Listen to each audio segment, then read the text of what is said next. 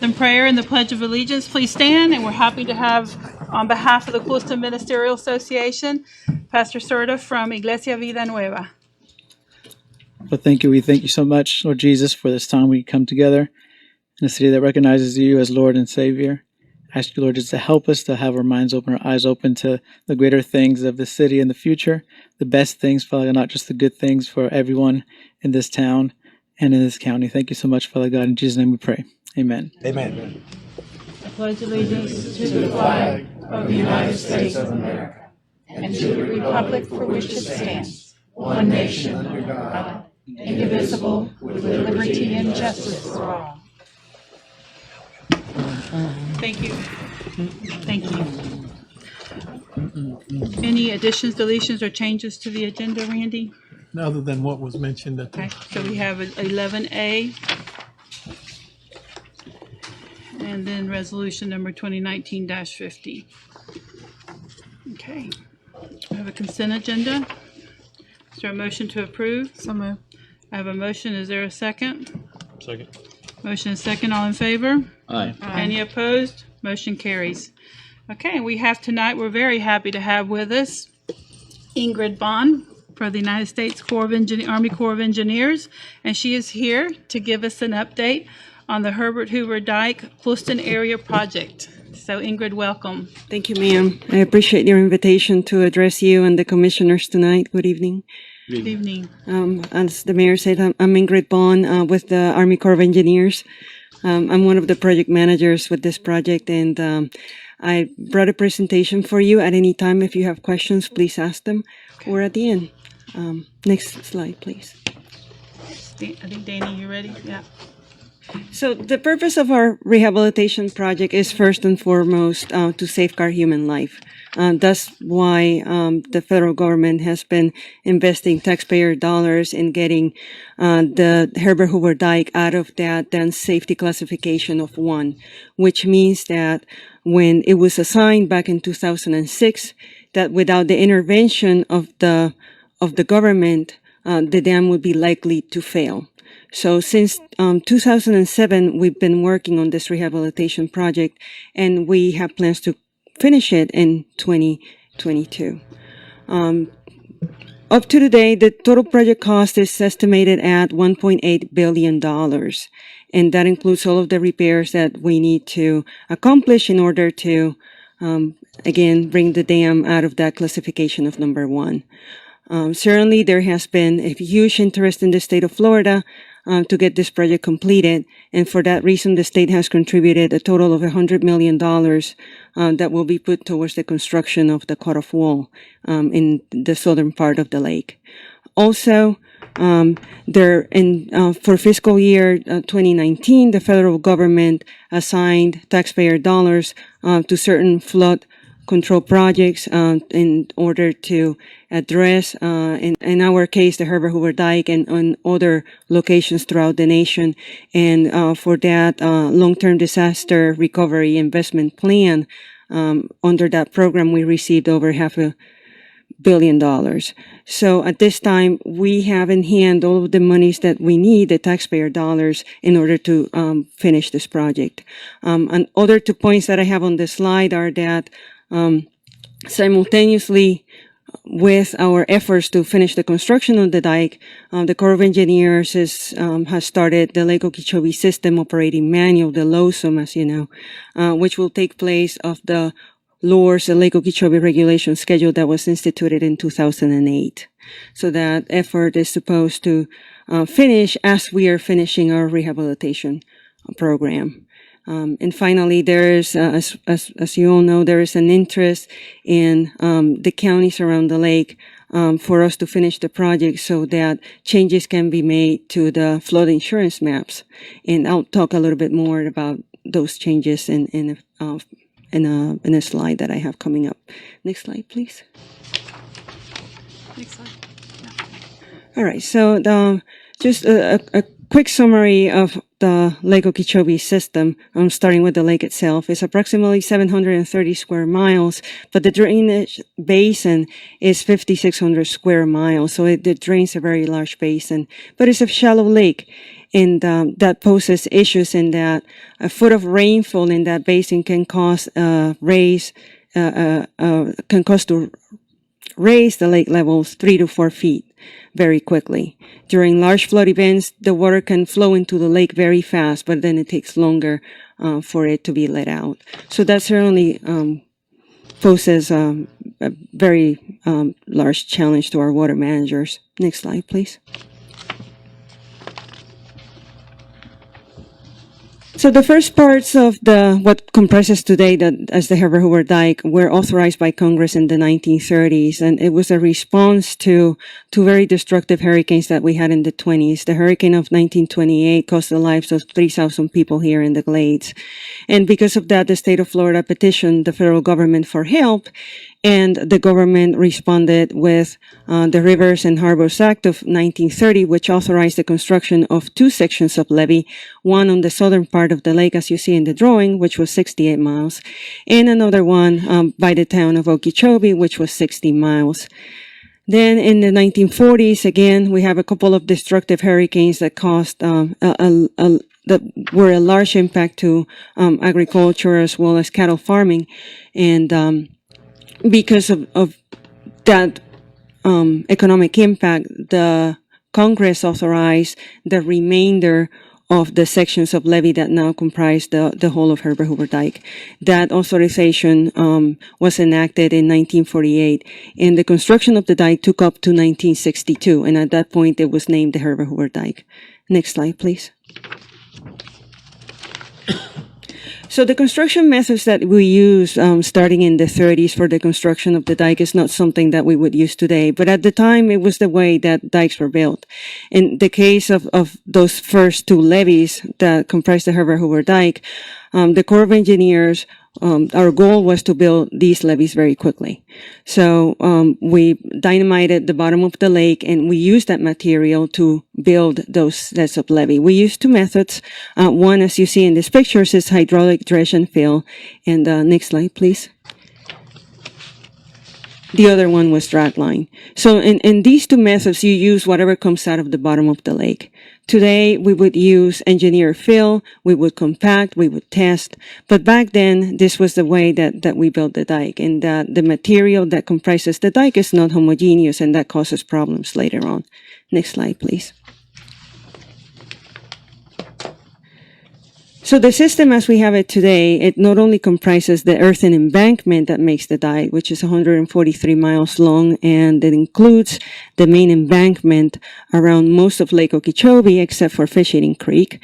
It also includes several tributary levees, which are the Harney Pond, the Indian Prairie, and the Kissimmee.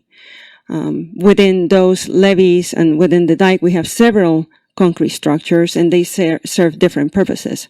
We have federal culverts, which provide local water supply, any local or regional drainage.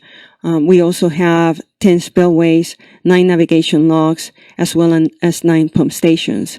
Some of these structures are operated by the Corps of Engineers, and others are operated by the South Florida Water Management District.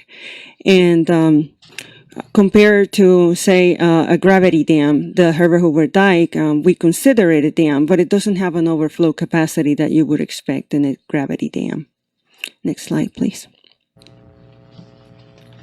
So, like I said, we finished building the original dike in 1962, and in the 70s and 80s, we started seeing problems. And I have summarized here some of those for you. First and foremost, we have the internal erosion of the dike. In an earthen structure, you expect water to move through it. What you don't want is for that water to take with it the material that makes the dike, because that weakens it and it can lead to a breach. We call that piping, and that erosion starts from the outside of the dike and moves inside.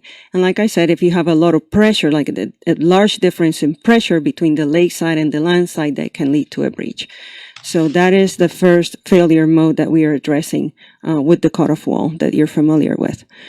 Also, the culvert structures that we had built within the dike, they have surpassed their design life. Most of these culverts are 80 years old, so they were definitely they were needing replacement. So in the culverts, we're worried about erosion through the conduit. As you can see in the bottom picture, somebody is putting through a measuring tape through a corrugated metal pipe. We are also worried about erosion around the culvert structure and underneath it. That can lead to a weakening of the embankment and therefore a failure. So we are addressing that failure mode with the replacement of all of these culverts, just like culvert 2 here in Clewiston. And finally, overwash and overtopping. This is another failure mechanism in which during a storm water is pushed against the dike, and then on the land side of the dike, it can lead to erosion.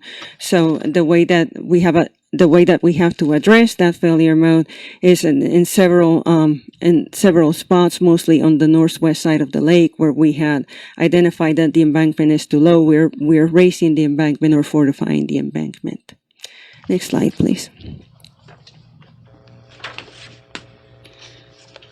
So I have talked with you about the problems that we have identified, and these are the solutions that we have selected to fix those problems. So we started with a study that where we produced a report back in 2000, which divided the Herbert Hoover Dike into 8 different segments, which is the diagram that you see here. That was our first plan for rehabilitation, and under the authorization for that plan, we started building the cutoff wall that you're familiar with, Reach 1, which comprises the segment of dike between Port Mayaca and Belglade. We started that effort in 2007. We finished in 2015. Throughout that time, we also identified locations of high risk for failure, and those were those culverts I was speaking with you about. These 32 culverts that we use to provide drainage and water supply. So in another report, we were authorized to replace or remove those culverts. And at this point, we have awarded contracts to do just that for all of them. Next slide, please. So the Corps of Engineers shifted gears in that rather than looking at the Herbert Hoover Dike in a sequential manner as we were doing in 2000 with that major rehabilitation report, now we are looking at a risk-based approach, which means that where can we perform rehabilitation work in order to reduce the risk the fastest. So this was our final report on the dam safety modification report, which we issued in 2016. And this report recommended the final repairs to, again, bring the dike out of that dam safety classification of 1. So that report called for the construction of cutoff wall on the southern half of the lake, and also on some small embankment raising or reinforcement projects to address that overwash and overtopping failure mode. Also, as you see here, this is a bit different from the reaches 1 through 8.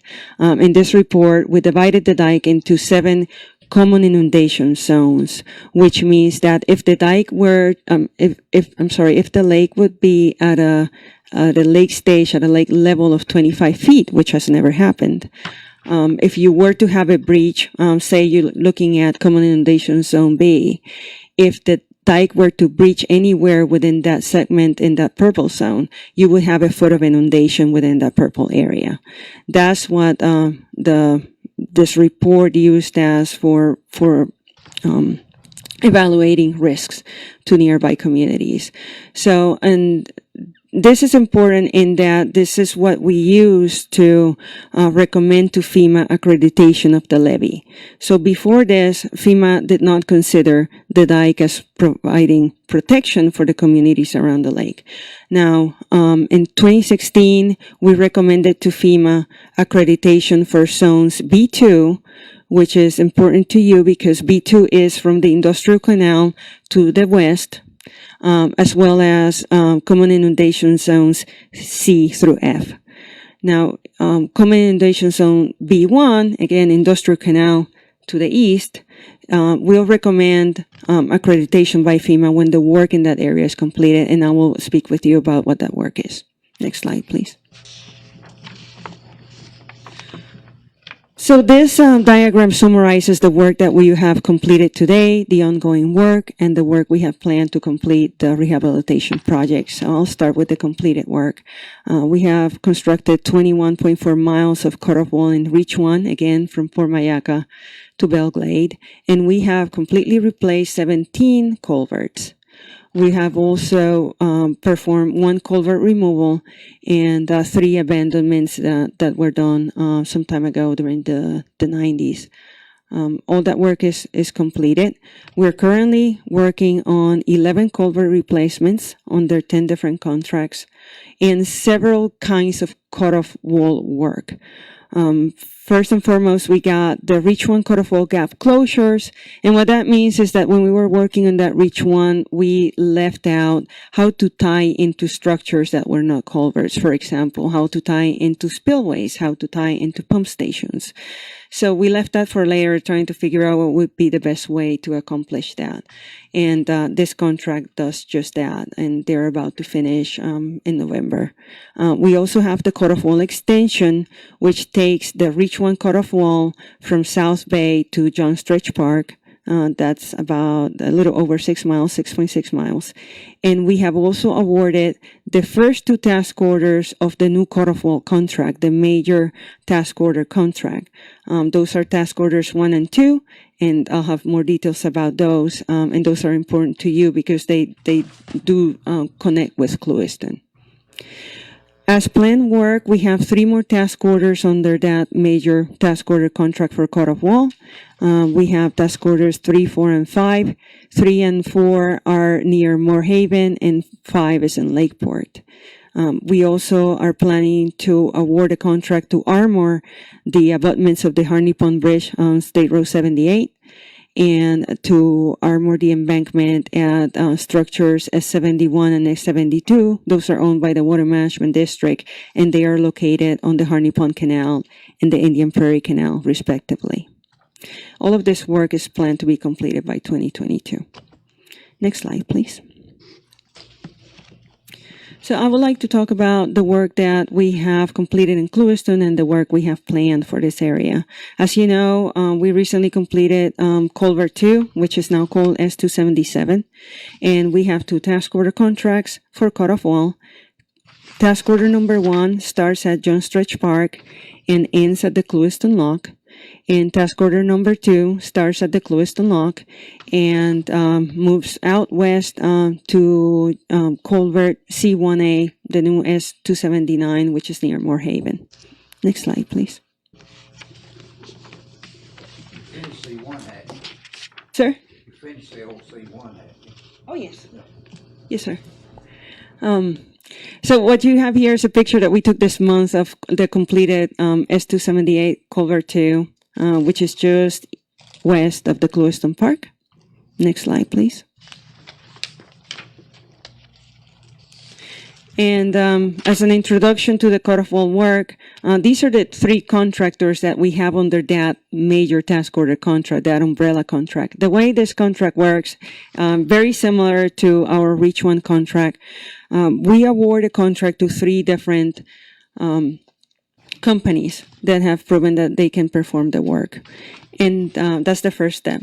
The second step would be to award individual task orders. So in the case of task order number 1, we put out a solicitation and we awarded that contract to Bauer, which is the picture in the middle.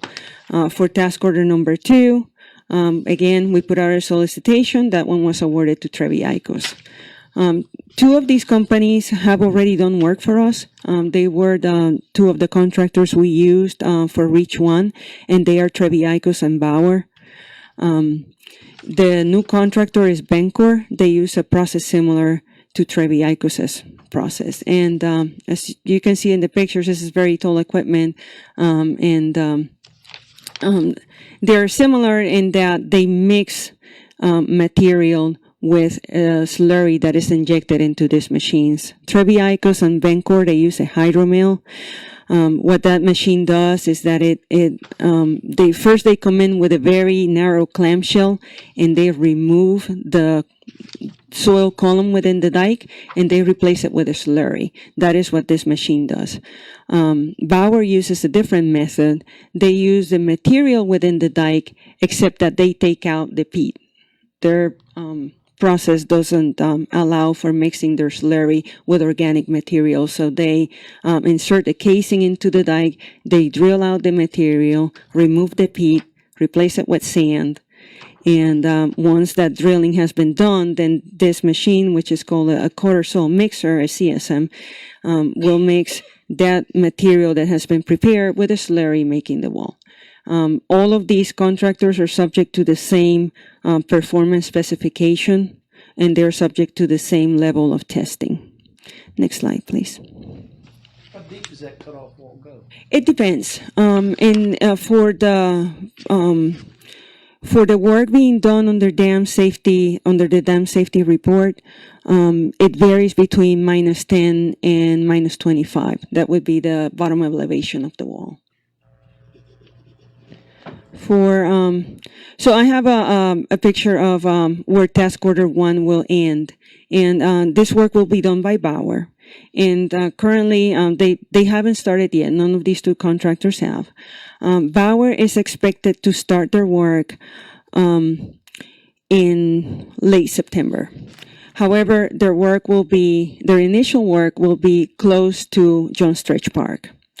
So one of the requirements in this cut-off wall contract is for every contractor, as they start, they have to build 500 feet of wall. And once they finish it, we test it. If the tests come back showing that they meet the requirements of our specification, then we give them the go-ahead to continue building wall. So the first contractor you'll see on the southern side of the lake will be Bauer.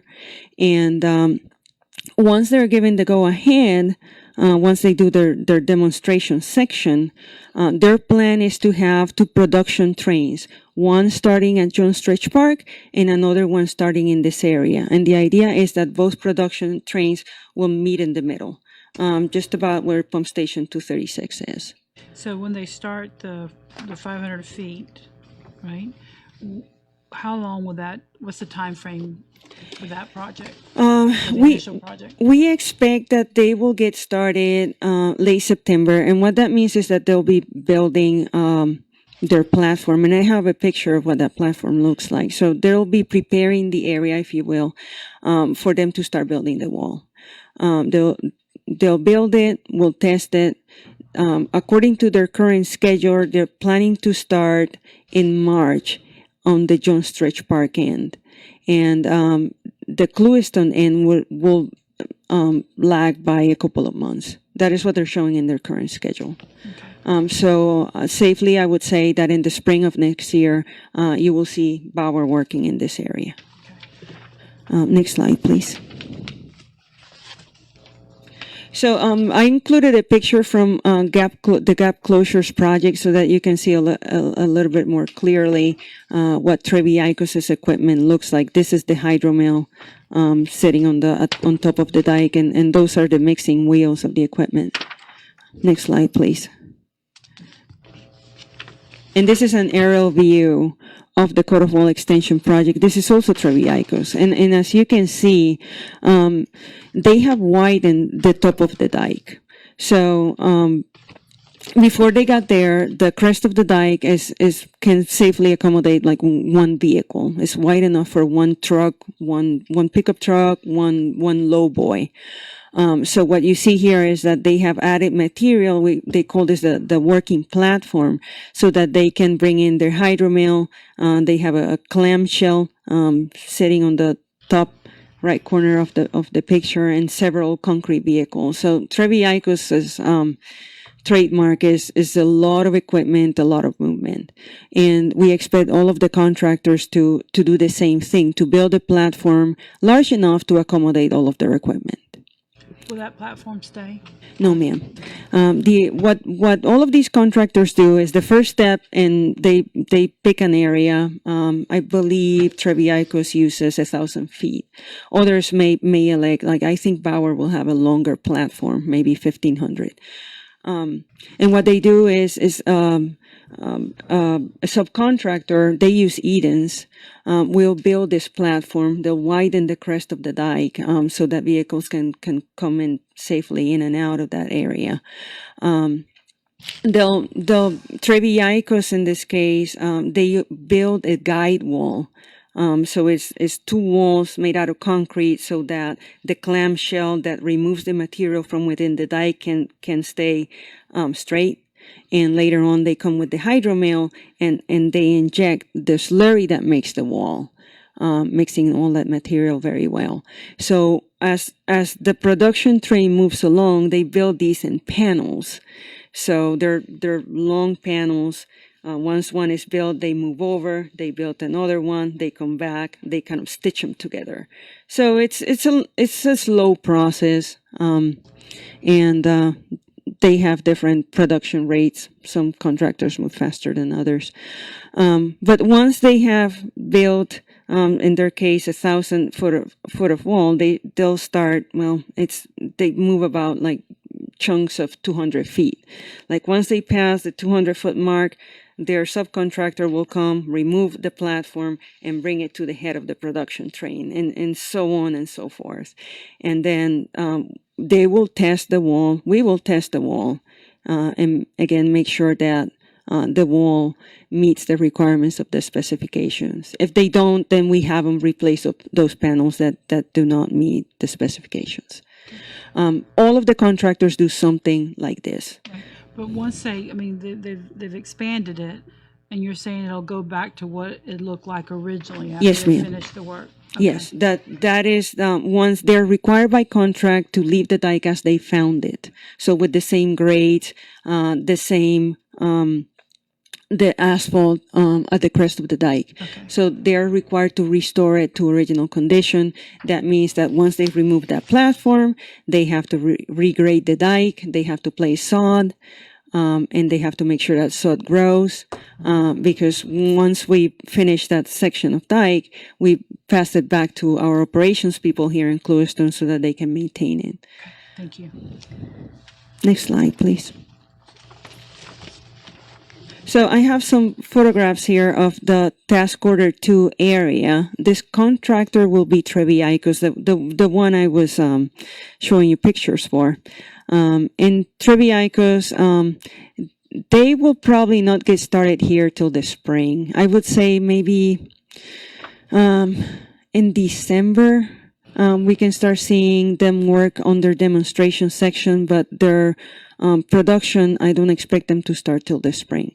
Do you know where their area of that they're going to test at? Is that going to be adjacent to the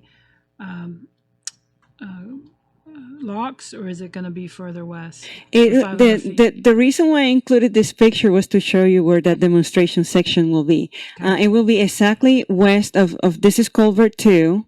It will be just west of Culvert 2. Okay. That's where they will build their 500-foot section, which will be tested.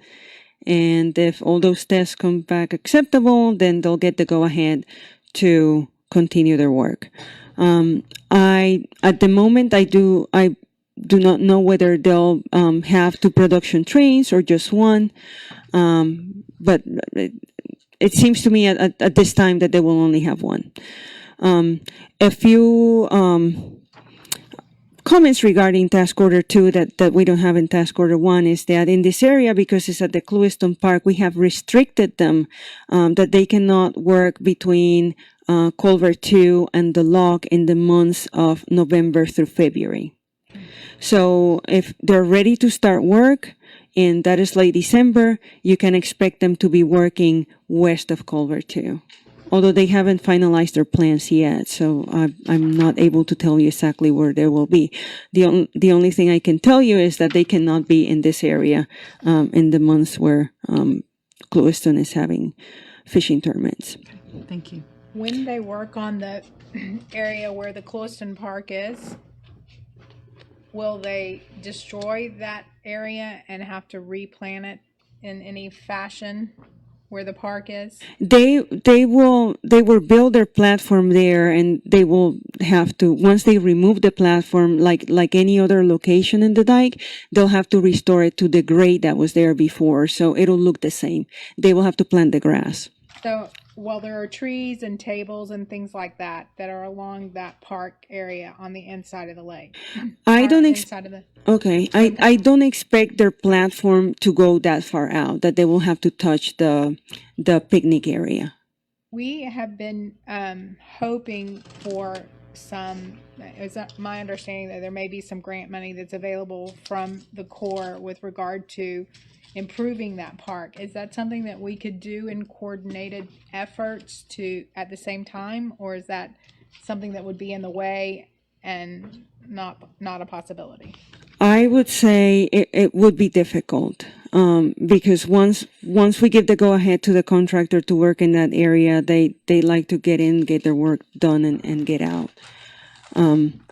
This is one of the reasons why we're talking with Madam Mayor about all the other, the work that the Water Management District is doing regarding the relocation of S-169, West, and as well as the work with the bridge, so that we can, do our work, the district can do its work, and we can all finish and restore the dike and move out of this area. Hopefully, as a minimum, you'll replace that roadway through there because it is in bad shape, pavement and all. Which roadway? Oh, The top. One in the park area. I hope they encroach into that. I think that yeah. Yeah, we hope that they do. So we don't mind if they build their platform out to the recreation area. I hear see. ya. Okay. next slide, please. So, like I said, this contract starts. I'm sorry, ma'am.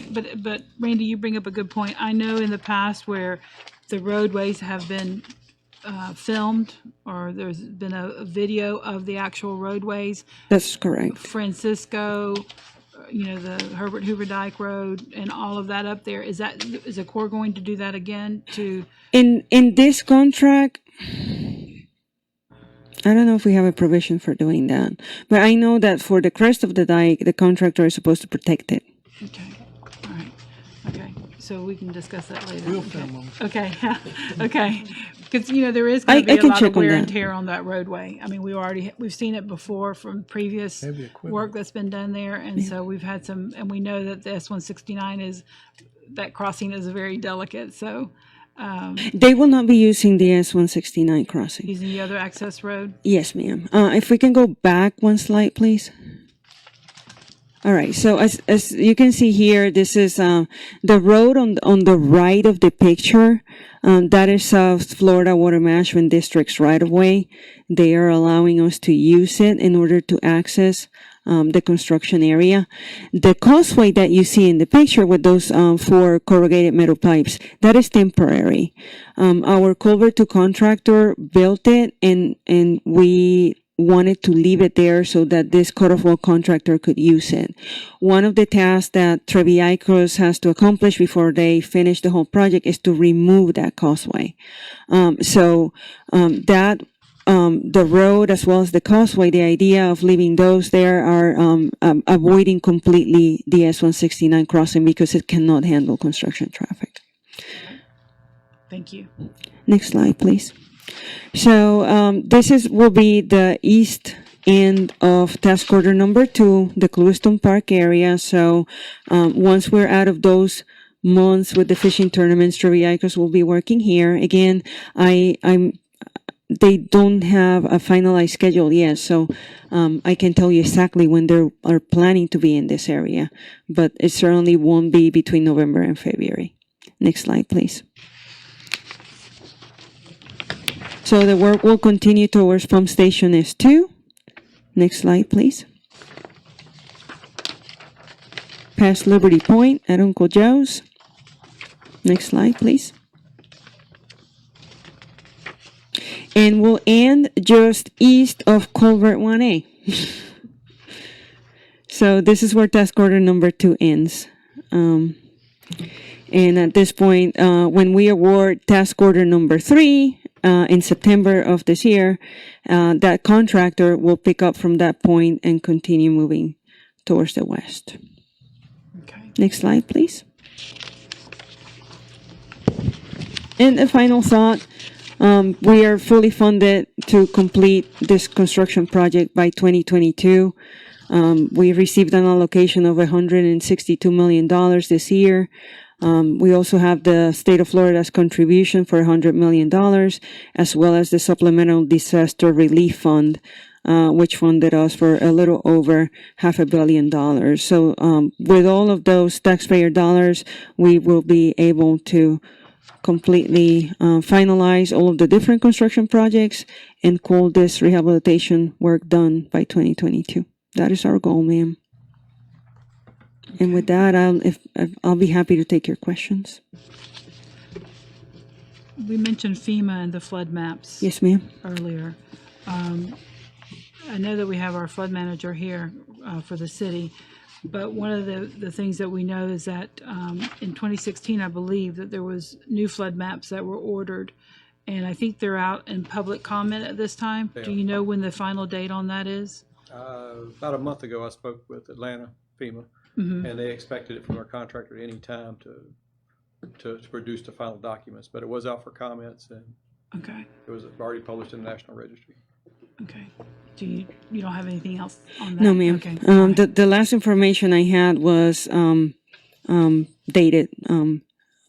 It was FEMA was still soliciting comments, and there had been I believe a comment that was like in towards the end of 2018, and that was the last All right. we heard from FEMA. If we can task you for finding out that the actual end of the comment period and when the new flood maps go into effect, that would be helpful for the community. Yes, ma'am. Thank you. What Sure. lake elevations they use when they come up with the floodplain map? 25 feet. 25 feet. 25 feet? Yes, sir. Which she said has never been at 25 feet, and that was one of our arguments when we looked at the FEMA model. But that's They're what, over 19. right? So that's what they used. So, but that was part of the modeling. So because of hurricane and a lot of water coming in, so we knew that we had concerns with it then, but that was what was decided upon, and that was not changed at all. Very So, conservative. yeah. So, any commissioners have any questions? Okay. Any comments from anybody or questions from the audience? Yes, sir. The portion that's coming through Clewiston, what is the duration of that part of the project? All of these task order contracts are scheduled through sometime in 2022.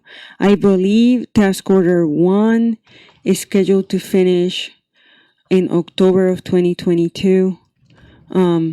Task order number 2 should be very close. And when you do the work through Clewiston, not during the months that you've agreed not to work, will you be running those jobs 24/7? Yes, sir. The contract, they are allowed, they may choose not to, but they are allowed to work 24 hours a day. They usually don't work on Sundays. That was our experience. Restrictions on the amount of lighting that they'll be using in the backyards of folks in Clewiston? Unless there is an ordinance, that's an existing ordinance regarding light and noise, no. Whose ordinance? It would be Clewiston's in this case. If the city of Clewiston has an ordinance regarding noise or regarding lighting, then they have to follow that. We were not aware of any. Okay. All right. Well, I think there's some, so we'll have you review that for us. We faced this issue with Pahokee, I believe. But You recall. yes. So unless there is an ordinance, and again, we couldn't locate any. We looked for county ordinances too. We couldn't locate any. But if you're aware of anything like that, we're certainly not. And we definitely want to make sure that our contractor complies with those ordinances. But the contracts are let now, right? Pardon, sir? The contracts are let. Task order 1 and task order 2, yes, sir. But they won't begin the work until December you think? Bauer, they will start in September at John Stretch, But in Clewiston, and I would think maybe in December, perhaps. on the demonstration wall? Yes, ma'am. Okay. And for purposes of the audience and those that are interested, the recreational area, we've had this discussion, will be closed during the construction period. Yes, sir. And February. we will be coordinating with you, Mr. Martin, on when that closure will happen. Okay. Right. And Ingrid, I know that there's folks in the audience, and of course they've seen the presentation, but there's other folks that might be interested in looking at this presentation. So we'll place it on our website so that everyone can have access to it and look at it. Okay. All right. And if anybody has any questions, Mr. Martin knows how to reach me. Okay. I work out of the Wellington office, so I'm certainly available. And I had requested, and she's consented for me to, if I can get time to run down and see some of the work. That's right, been sir. completed. You tell me the date, and I'll be happy to take you. Accommodate. Yes, sir. So the restriction on the months that you've agreed not to work, is that November through, November through February. and that's each year or just the first year? That is each year. And that is for task order number 2. And then after essentially January or February this coming year, then the recreational area will be closed all the way through October of 22. No, sir. No, only the idea is that the contractor will come in there and build cut-off wall. It's more profitable for them to go into an area and finish it and move out of the area because Do you anticipate then that after February 2020, the rec area will be able to open back up? that I do not know yet because the contractor hasn't finalized their schedule. They're not as far ahead since this was the second task order. They're not as far ahead as Bauer. So during that period of time, of course, they're running fishing tournaments. They probably need the rec area open during the fishing tournaments, don't they? And that's what we did through February 2020. That's where Yes, ma'am. the bulk from November to February 2020 is the bulk of the fishing What fishing about the tournaments. next year, though?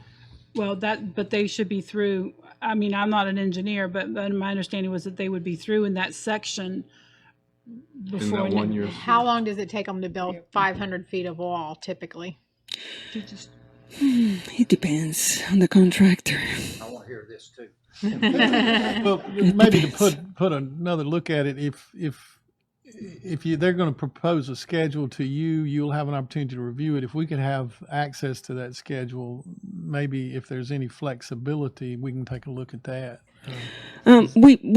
The restrictions that we have for the schedule, they have already been written into the contract. So if they say, for example, I don't want to give you false hope. So if they say, okay, we're going to be building at Clewiston Park, we're going to start, say, in June, and that's going to take us just before November. But then they don't finish all their work, and then next year they want to come back and do some more, they're allowed. But all of these contractors, remember, there's this platform that needs to be built. So it doesn't make sense for any of these contractors to build platform, do some work, finish their wall, test that it's good, and just do like half of that, and then move the platform out to some other area and then come back. Every time they move all that equipment somewhere else, that costs them money. So they want to get in, get their work done, get out. When you say recreational area, do you mean where the boats launch on the south side of the No, that'll be dam? always open. That's going to be constantly open. Just the park on the Yes, ma'am. It's the lake side of the dike that will be impacted. Good comment. Right. Our boat basin will be open because even though you'll have traffic up there, they're not going to use the crossing or in the boat basin area. They're going to be using that other road to go up. That is correct. Okay. They won't. Impact. They will access the site the same way that Harry Pepper accessed the site for the construction of Culver 2. It will be the exact same way. Okay. And they also have, for that task order number 2, they also have another access point further west. It's just east of Uncle Joe's. Right. And they are also, as you know, Madam Mayor, they are also looking for other locations within that segment of dike where they can find other accesses. But this is up to the contractors to work with the landowners. Okay. But with Randy's point about the schedule, if you could give us, just so that we're aware of it, once Yes, you ma'am. get that, if you could Absolutely. give that to him so he could share it with us, that would be great. Yes, once once they have an approved schedule, then I can share with you what they're planning to do. Be great. It's just premature at this point. Okay. All right. Any other questions or comments? Good presentation. Thank you, ma'am. Thank you so much for being with us tonight. It's a We pleasure to be appreciate it. here, Mayor. And we look forward to having you back in the community to do the next one in September at the Rotary Club. Yes, ma'am. Thank you so much. I'll see you there. Thank you. Okay. Thank you. Kathy, so you guys will make sure this goes up on our website. Okay. All right.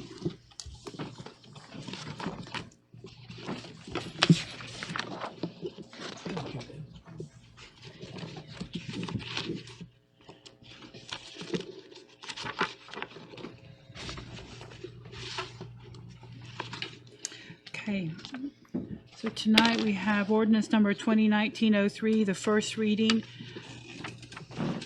Approves the City of Clewiston Honesty, Integrity, and Government in the Sunshine Guide dated July 25th, 2019.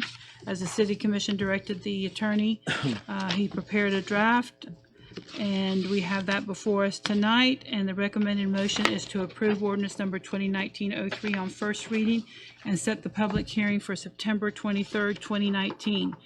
Ordinance number 2019-03, an ordinance of the City of Clewiston, Florida, adopting the Clewiston Code of Ethics, providing for prohibited conduct, gift law, solicitation of contributions, nepotism, public records, sunshine law, and the City of Clewiston Code of Ethics, including the provision thereof in the Code of Laws and Ordinances, conflict and severability, and an effective date.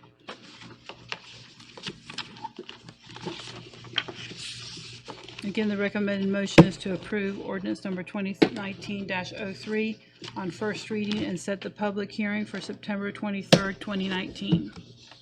So moved. Have a motion. Is there a second? Second. Motion and a second. Discussion? No discussion? All in favor? Aye. Aye. Any opposed? Motion carries. Ordinance number 2019-04, an ordinance of the City Commission of the City of Clewiston, Florida, modifying Article 6, Section 110-525, home occupations to clarify digital business, providing for inclusion in the Code of Ordinances, conflict, severability, and effective date. This is the first reading of ordinance number 2019-04, and the recommended motion is to approve on the first reading and to set the public hearing for September 23rd, 2019. I have a motion and a second. Any discussion? All in favor? Aye. Any opposed? Motion carries. Ordinance number 2019-05 approves the proposed change to Section 5810 of the Clewiston Code of Ordinances regarding outdoor roadside sales of merchandise.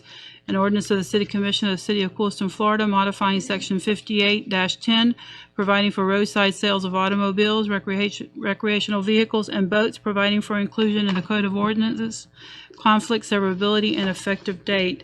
The recommended motion is to approve ordinance number 2019-05 on first reading and set the public hearing for September 23rd, 2019. So moved. Second. I have a motion and a second. All in favor? Aye. Any opposed? Motion carries.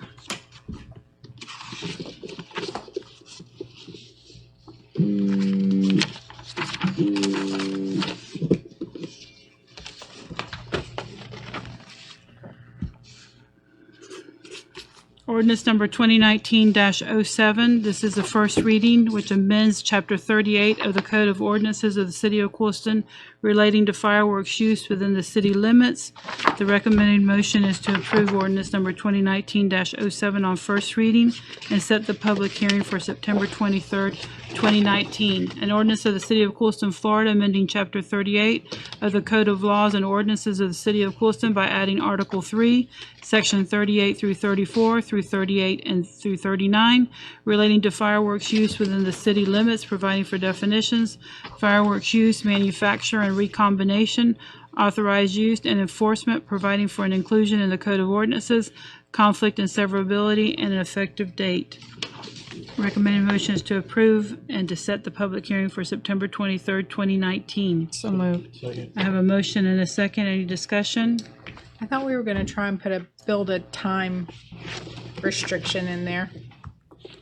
I took a long look at that, and that would sort of be like saying this law is, your state law is required at all times. Right. So the city can't really say, okay, the state law is not effective during this period of time. So it's a matter of enforcement discretion. Okay. I figured there was some. Okay, so any further questions on the, or discussion on that one? Okay, I do have a motion and a second. Is that correct? All in favor? Aye. Any Aye. opposed? Motion carries.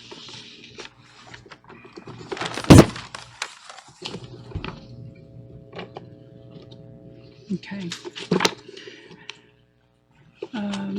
Ordinance number 2019-06. I apologize for skipping this one. Ordinance number 2019-06 amends Article 7, Section 22-115 of the Clewiston Code of Ordinances, providing for the exclusion of hemp-based low THC CBD oil from the definition of cannabis.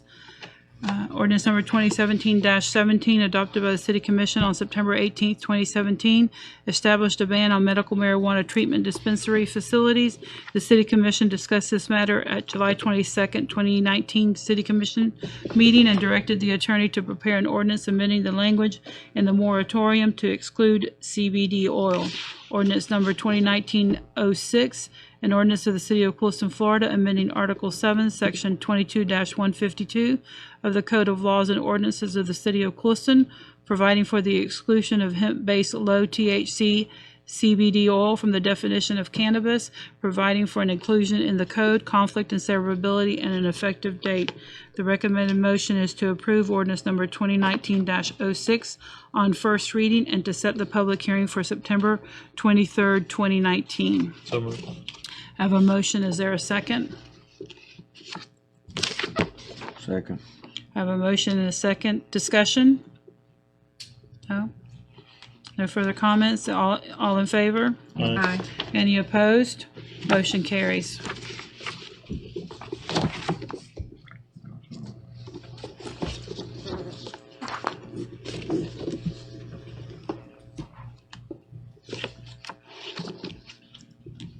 Ordinance number 2019-08 rezones Lot 17, Block 410 of the General Plan of Clewiston from Mobile Home and Recreational Vehicle Park, District RM1, to the Industrial District. The applicants, Alan and Lori Gibson, are requesting a zoning land use change for the property in order to be consistent with the zoning of the adjacent lots. The P&Z Board met on July 31st, 2019, and recommend approval of the request. Ordinance number 2019-08, an ordinance of the City of Clewiston, Florida, rezoning Lot 17, Block 410, General Plan of Clewiston, Plat Book 2, pages 71 through 78 of Hendry County, Florida, from Mobile Home and Recreational Vehicle District Park to the Industrial District, providing for inclusion in the code, appendix, and zoning map, conflict and severability, and an effective date. Is there a motion to approve? So moved. Is there a second? Motion and a second. Discussion? Any comments? Okay, all in favor? Aye. Aye. Any opposed? Motion carries.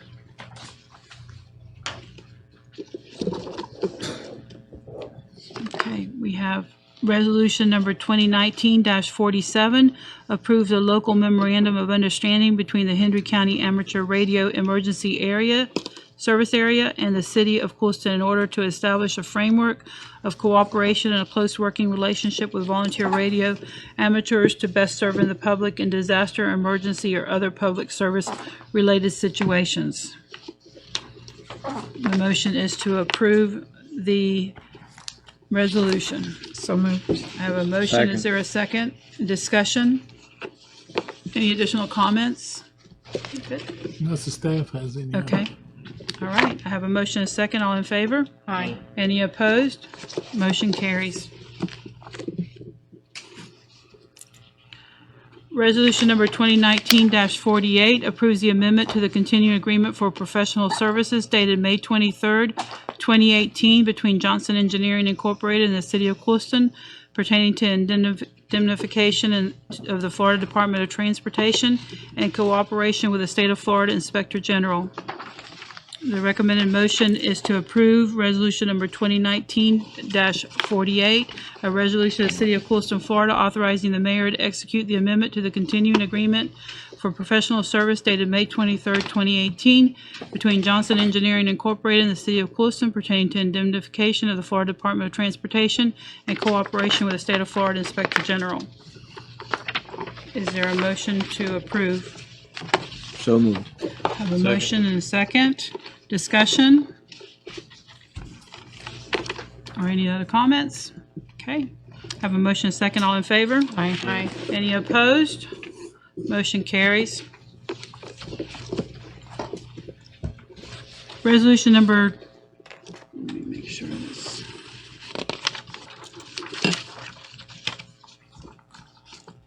Resolution number 2019-49 approves modification number Z0012-2 to subgrant agreement between Division of Emergency Management and the City of Clewiston regarding Hurricane Irma assistance. This modification is needed in order to include 2 additional projects for which funds have been obligated. The financial impact is $139,136.68. This resolution of the City of Clewiston, Florida, providing modification to subgrant agreement between the Division of Emergency Management and the City of Clewiston, increasing the federal funding by $136,876.81 and the state share by $2,259.87. The recommendation is to approve resolution number 2019-49. Have a motion and a second. And discussion, comments? I didn't really understand what we're doing here with regard to this. I'll let the city manager. I'll defer to Sherry to Our comment finance about it. director. She's handled the paperwork. Essentially, this is required for us to be reimbursed by expenditures we had during the event. But Sherry can answer any specific questions if she has any other comments. This is typically a long, drawn-out process. Can take 18, 24 months to get your reimbursement. And So it's money that we weren't expecting before that, We have been expecting it. okay. Basically, Sherry, Howell Finance. Basically, what we have here is an agreement with the state because they take care of the FEMA funding. It starts with the federal side when you have a disaster. We had Hurricane Irma, so the federal side comes in and they help the entities with their projects, anything that was affected. So basically what Clewiston had is we've got 7 projects that we concluded that were big enough to receive funding. I believe it has to be $3,000. And when they're all ready, when they get reviewed, because it starts out on the federal side. So when you have something, say like a good example is your utility restoration. They review it on the federal side. It's very tedious. You have to give them all kinds of information, get your documents together. Once they approve it, then it gets forwarded to the state, and then it goes through review for them. So they review it, and once they review it, then they have an agreement with you. So every time one of those projects gets reviewed, we have to put an amendment before the commission. So we had 2 initially. One was for debris clearing at the golf course and Trinidad Park. We had a tree that fell in Trinidad Park during Hurricane Irma, and so we had to repair the fence and clear the tree. So those were the first 2 projects. And we have received the funding on those. We've actually received 3 funding. The third one was also on the sewer plant, some damages that the sewer plant saw. So those first 3 projects totaled $33,543.34. let's see, $29,758.71 was federal, and then $3,784.63 was state. So we have received those three. Now we have these that have come down, and I believe they're for the protective measures, which we have tried really hard to get our, because it was an unprecedented event. There are some items that typically they don't cover, like say police security. That's typically not something that they provide, but we did write up some items, and hopefully that's going to get funded, and it looks like it did. So once this amendment is approved, we should receive that funding. And then the other item that you see is Sugarland Park. We have some homework to do where we just need to give them, submit the invoices. We've already been approved for the funding.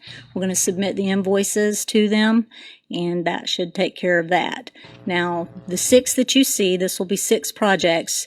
The one that's hanging out there is the big one, I call it, which is our utility restoration, where we use 10 different agencies that were from out of state. There were like 3 different states involved: Kentucky, Ohio, Illinois, and they helped us with mutual aid. It's huge.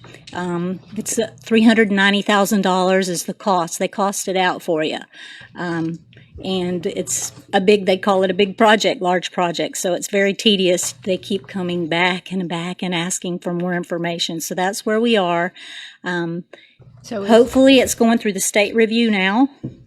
It's still under state review. Federal has cleared it. It's under state review. So hopefully when that happens, then we'll come back to you again, and we'll have another amendment to this contract, which will add that project into it. So that's what we're doing. We're adding the 2 projects tonight. So is this money that are these things that we've already paid to repair and now we're being reimbursed for? Okay.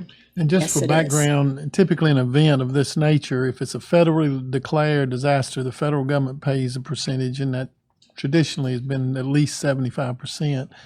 If it's declared, and then the state typically picks up the difference, leaving the locals whole. But they also provide assistance for things that the city didn't actually pay for, these mutual aid things, because that's reciprocal. But those entities had expenses and costs associated. So some of it can be in-kind type stuff, where it could be argued we would have spent it anyway for salaries and things, but you have overtime, you have other things of nature that you normally wouldn't have. But in many cases, we've actually spent the money in most cases, and we actually get a check to reimburse us 100% of those costs. Where does our insurance come into play with that has to go first. If Okay. you have insurance on a particular item, the insurance pays what it pays, and then it would be the uninsured. And that's part of the information, the informational items that I'm talking about, and that would have been submitted with them. So they this have is that. Actual out-of-pocket costs that are being reimbursed to the city. It's costed, they come and they cost it out. Okay. So yes, it is. Okay. And it's up to, I mean, what they do with, for instance, the Sugarland Park, you'll see, I believe it says 103. I should know that by heart. 103,000. It's, you have to provide the documentation for that, because that's where we replace scoreboards and what have you. So once we give that to them, we may not reach $103,000, but they cost that out. And at the time they cost it out, we don't have all of that information to give to them, but they come out and say, this is what we will pay for this. Okay. Now, in the case of the B that you see, the emergency protective measures, that's based upon our time records. And during a disaster, we pay extra because we have people that are working 24 hours a day. And when we man our emergency management office. And so most of those costs are associated with that. And we are trying to get our security reimbursed, our police force, because as I said, typically that's not something that is reimbursed during that time period, because they feel like law enforcement is 24 hours a day. But in our case, we had an unprecedented event where we had people coming from the south, heading north, and our police they were doing MOT, maintenance of traffic. They were knocking door to door because we had an unprecedented evacuation. So I believe we will get funding for that as well, and it's included in that. What is POP start date and POP end date? Project, I know, Sorry. I'm sorry, I'm terrible with the acronyms. Designate Okay. a period that you're eligible for expenditures, and Okay, some of the so things are only Period- associated with project the event period itself. or something like to that. The end date is we're within all our, You would have had to have completed the project by Okay. then, Okay. by that period of time. That varies because some of them may take 6 months, 8 months later to completely spend, but some of them they only tied to the specific event and the duration. I see. Okay. Thank you, Sherry. Good question. Any other questions for Sherry? Okay, thank you. Okay, I do have a motion and a second on this, so recommended it is to approve resolution number 2019-49. No further comments, all in favor? Aye. Any opposed? Motion carries. Okay. Earlier, I think on the agenda change, it was actually for 12A, not 11A. So our agenda change for resolution number 2019-51, 12A and 12B. I think they wanted this one to come before. Oh, okay. Oh, well, know. actually, the golf cart is 12 and not 11. So it should it's be 12A. 12. Oh, so, Okay, okay. yeah, 12 and B. 12A and B, okay? Just 11 is 11. Right. Okay. So, agenda item number 11 is resolution number 2019-50, approves the coverage agreement between Florida Municipal Insurance Trust and the City of Clewiston, outlining medical coverages and premiums for fiscal year 2020. The recommended motion is to approve resolution number 2019-50. Sherry, if you can come back up, or Randy, if you want to discuss this item. Well, it, obviously, the plan has adjusted costs for the fiscal year. We've been discussing that with the board at length and during the budget work session, so unless there's questions on that, I don't know that we need to review it any further unless you have something to add. Okay. The annual premium is currently is 1.1 million. The 2.8, the renewal rate is 1.190 million, increase of 5.54%. Is that correct? And that's based on current employment. We'll be doing open enrollment next week. Okay. Could adjust a little bit. Recommended motion is to approve resolution number 2019-50. Have a motion. Is there a second? Any further discussion? All in favor? Aye. Any opposed? Motion carries. Resolution number, this is item 12A, resolution number 2019-52, a resolution of the City of Commission of the City of Clewiston, Florida, adopting amendments to the budget for fiscal year 2018-2019 and providing an effective date. This is a budget amendment and the impact of $200,000. And this is to ensure that we have funding to consider the next item, which is the replacement purchase of golf carts at the course, as the board has discussed during the work session. But obviously, we have to have an appropriation to order the equipment, and our goal is to try to do this in a timely manner to have the equipment available before the season really cranks up and all the tournaments start. We're going to miss one or two with the schedule anticipated of approximately 30-day delivery. But this will give us time to pursue all available options for the financing that we'd like to arrive at for this equipment. And this appropriation allows us to make that order.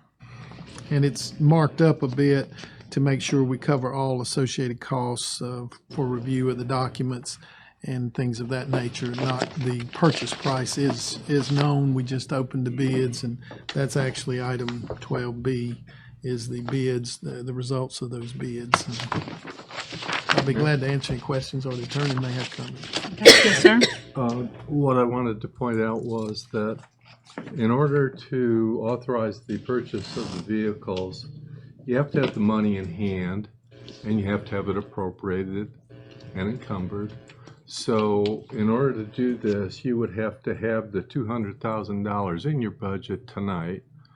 To have it in your budget tonight, your resolution needs to move that money from your reserve account into your, I guess, your golf course account in the amount of $200,000.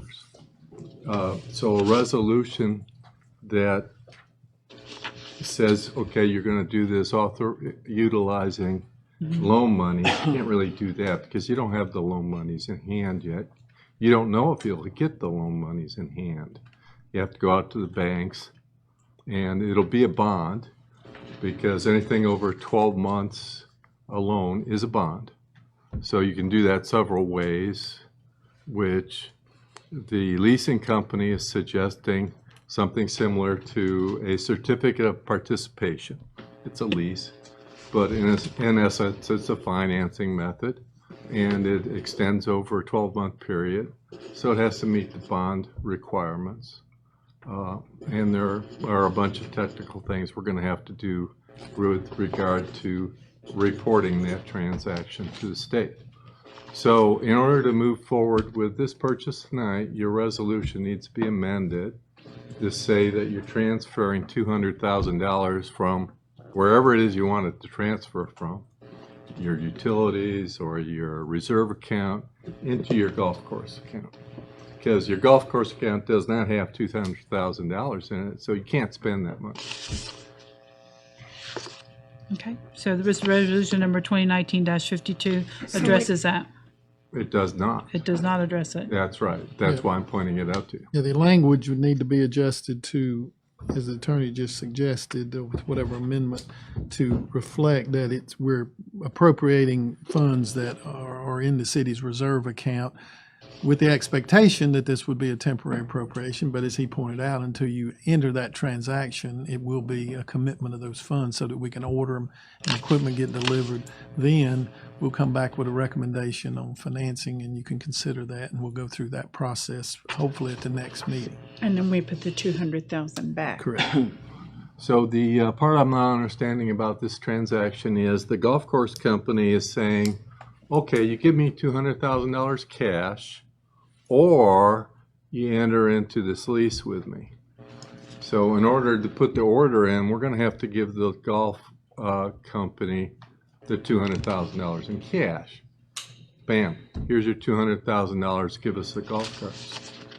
Because they're not going to deliver the golf carts until they have that obligation in place. Right. You're not going to have that obligation, the loan transaction in place, possibly for several months.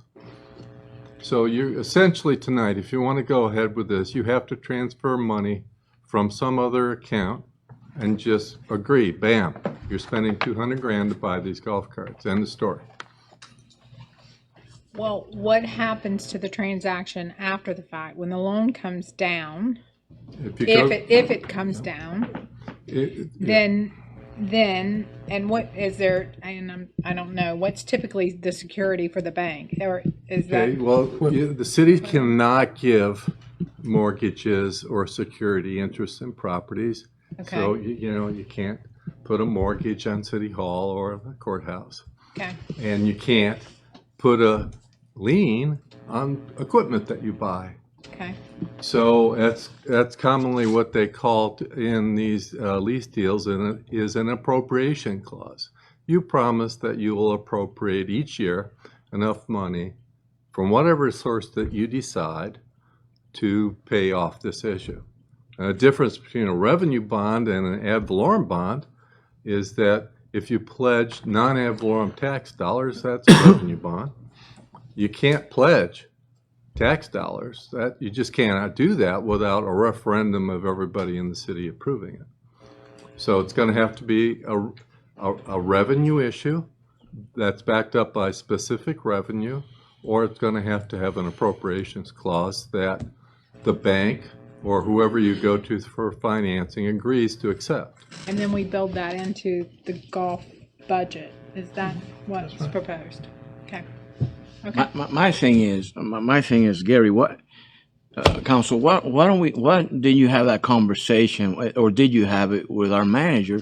So tonight we don't look like we're up here dumbfounded. You should have had that conversation. Commissioner, you added this on this evening. I've never seen this resolution Well- before tonight. Well, I'm saying the whole thing about how we're going to do this. Why don't you call him before the meeting or whatever? Well, so right now we don't. Randy's getting caught. It looks like if I could you comment, could have called him before then. You This don't came say up- you could have called him. You could have set him back and then explained this to him, so we don't look like we don't know it. You could have took him to the office and explained. Both of you could have got together and had a better answer for us. You know what I'm Commissioner, saying? let me respond to you. So I want to make sure that we're clear on this. I'm clear. Okay, but you're not.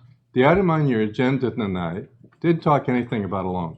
It said you were going to buy it, right? We've been talking about it But alone the- for the- forever. The That we're item going to on get your a loan. We agenda don't have didn't the say money. anything about a loan. We don't have the money. So you So could. when I looked at this, when I reviewed it, it doesn't say anything about a loan. I'm There'd be saying no so. reason for me to call them and say, hey, you're going to get a loan? When the item says you're going to buy it outright. If you knew the Adam had a problem, why didn't you get with him in private and try to The item fix it? didn't have a problem as long as you have the cash in the bank. Oh, we know that, but how you got to give him a chance to how we're going to get the money. well, in all fairness, the attorney. I mean, you wasn't- should have got with him. Period. Not to interrupt, but the only, in all fairness, the attorney wasn't at the work session when we discussed all of that, as you know, and so this evolved since Randy, the you're talking agenda about went the out. budget. So You're talking about the tonight, budget. right, he wasn't at that, but tonight we didn't have a chance to speak before the meeting. You didn't have a chance to have a conversation about it. Okay. He wasn't. I was actually here when he was handed in defense of him, he was handed the Yeah, agenda. I don't want him blamed addition. for our, this is something we. I'm not we had to- blaming anyone. It's just we're can- confused. And the up last here. thing, we opened the bids last Wednesday, I think it was, right before I went to the conference, and the finance director and I just were able to put together the financing piece of it today. And so that's why the attorney didn't have an advance review. Unusual, but again, we're operating on a tight time frame if we're going to acquire this equipment. And I apologize for any confusion that's created. Okay, and just Step to, responsibility for it. okay, thanks, Randy. But just to be clear, the attorney is saying that this resolution is not sufficient enough we have to specifically state where the $200,000 is coming from. So Sherry, as a finance director, would you please come up here and let us know specifically where this funds will be coming from to fund this purchase until we have a opportunity to go out for bids and the process of it. And try to get a loan. And for clarification, I think we should give the community a background because we did discuss this at length at the workshop when we reviewed the golf course budget. So that, and Attorney Brandenburg was not present at that discussion. So while we all had a heads up, it didn't translate necessarily to the councils. Well said. Correct, and it's a timing issue. I understand with Attorney Brandenburg, but most likely, I mean, we are going to use loan proceeds for this, as well as trade-in, and so, in all likelihood, we will never. The $200 will not be paid for the contingency. We'll be using a combination of contingency to cover that, Okay, to get the budget amendment approved. right. But So there's funds in the contingency to cover this $200,000, as Mr. Brandenburg said. If the loan proceeds do not come about, or if a lease agreement is not agreed upon, there's monies in the contingency to pay for this. yes, and Okay. it may be that it's, I mean, without me looking, because I was not prepared to do that. Again, it's a timing issue on our part too, because yes, I understand we have to have the money in our hands before we place the order, but we are going to get the loan and we will place the order for the golf carts. We'll have all that taken care of and we'll go from there. By the time we get the golf carts, we'll have all of that in place to move forward, and it will most likely happen next year anyway. We've already put that in the budget as a preparation, just when we talked about it. And that's why it's confusing, because in all fairness, all of that will probably take place next fiscal year, which we have we do have that included in the budget to take care of it. Correct, but for the attorney, what he said tonight is that before we can approve resolution number 2019-51, a financial impact of $178,527, I'm asking you, in contingency, and I know there's capital reserves for the golf course, is there $200,000 as requested tonight? I would like to go look.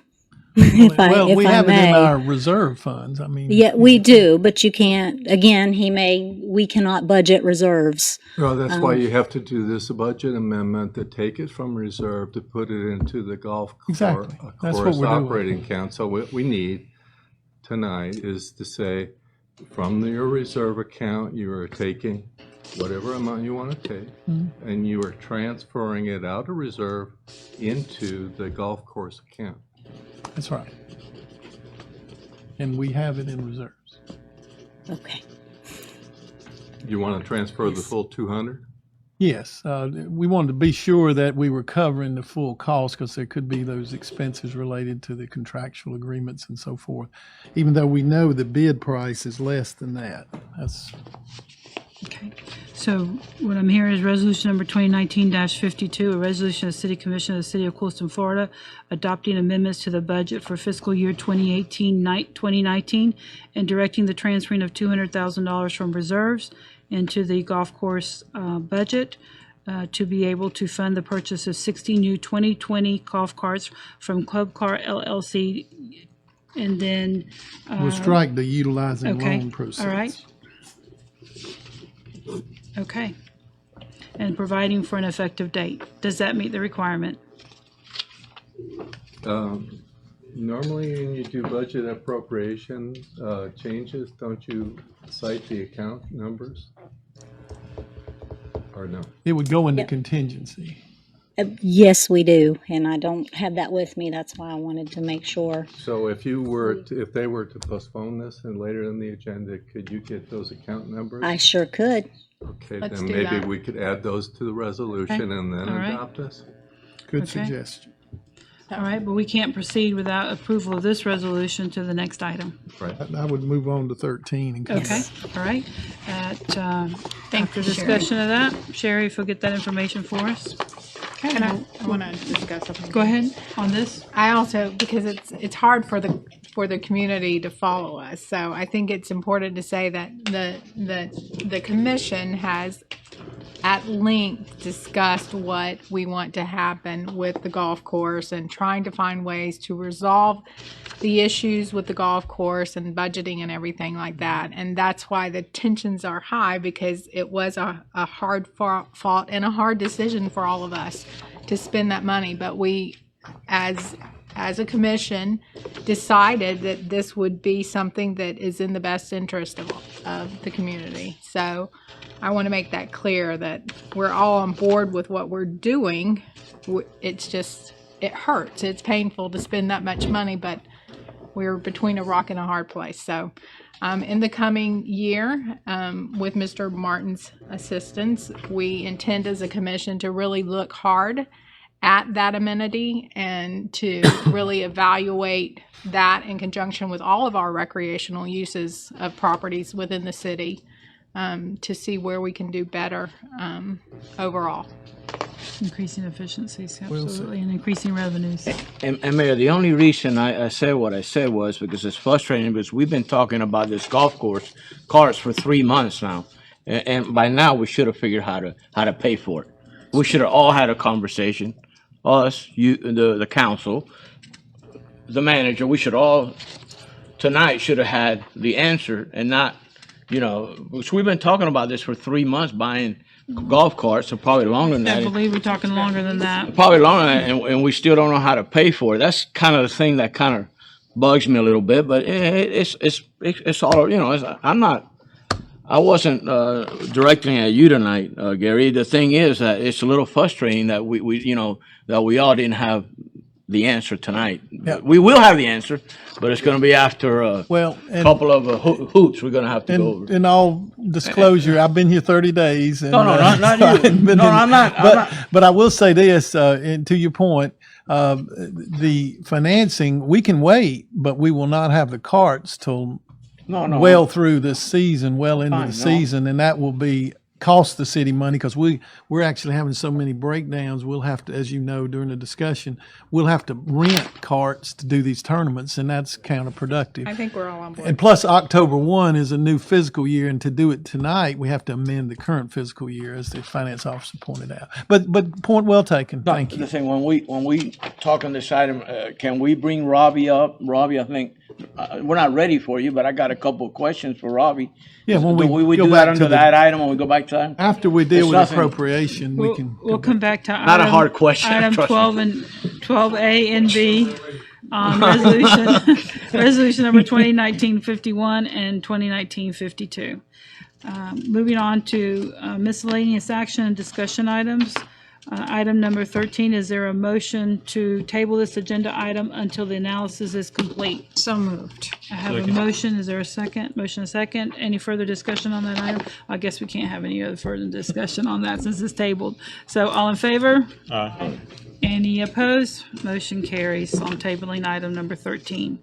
Okay. Next item on the agenda is a discussion regarding the application for vacation of easement, right-of-way, or plat. This agenda item was tabled at the July 22nd, 2019 City Commission meeting. The P and Z Board on June 19th, 2019 to discuss the application.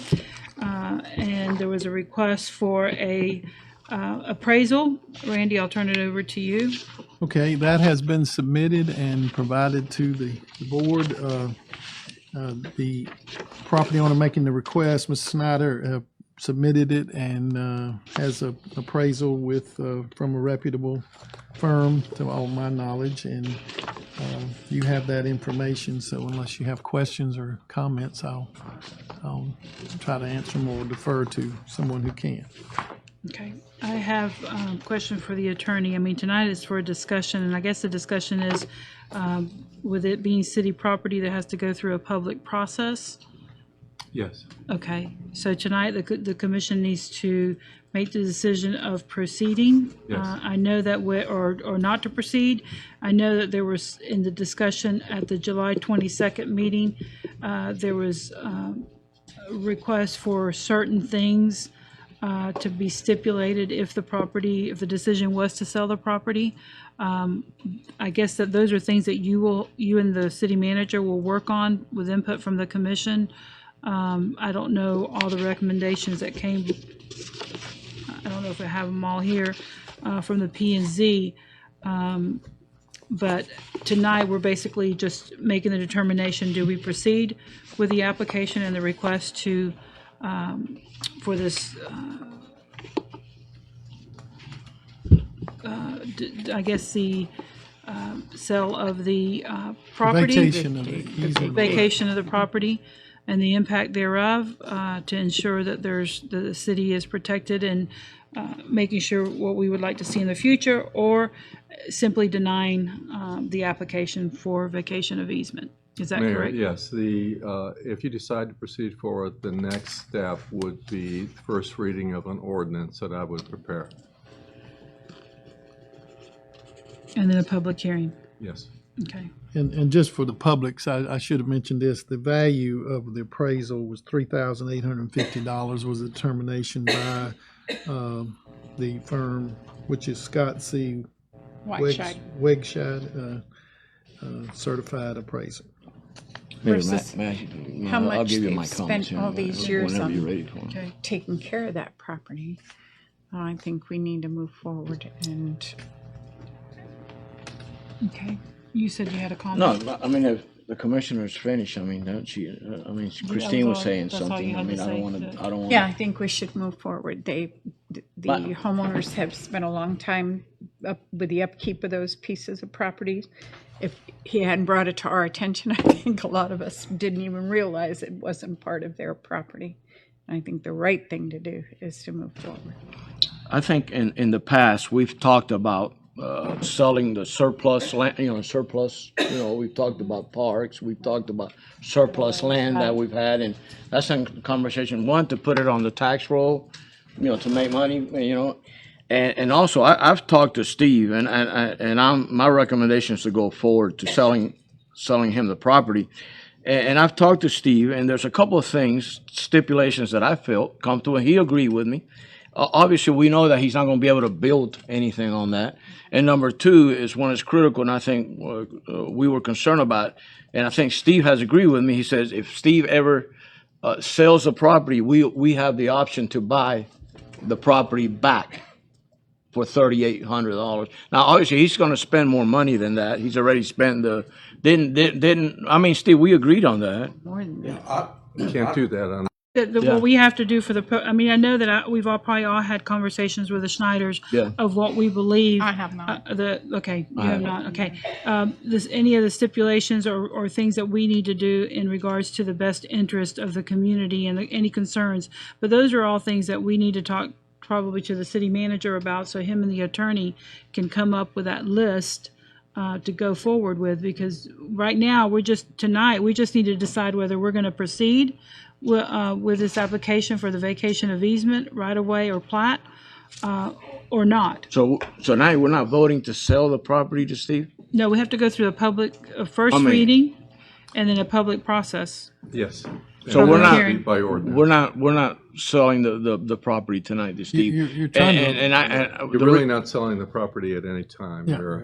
You're abandoning your rights of the public in that property. Right, and he's going to then pay. we're going to make sure it goes to the correct abutting owner.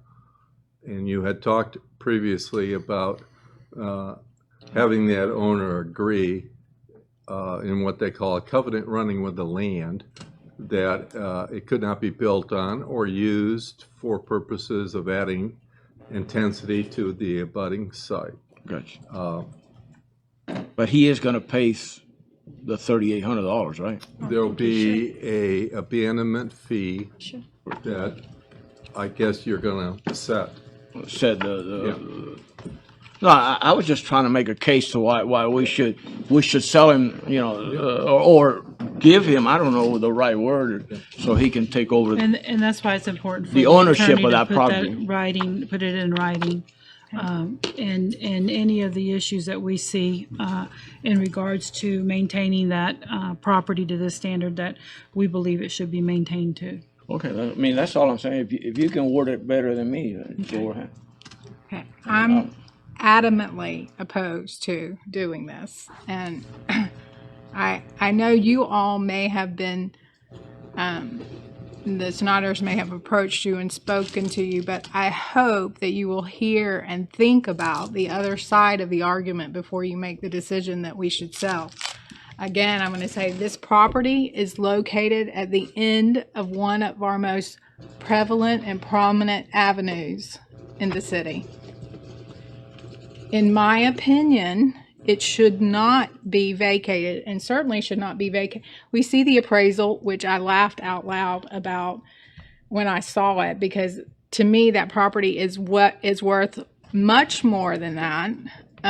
If you look at the McCarthy's, the parcel that's right next to it to the west, the fair market value of that land, the land, is $57,375.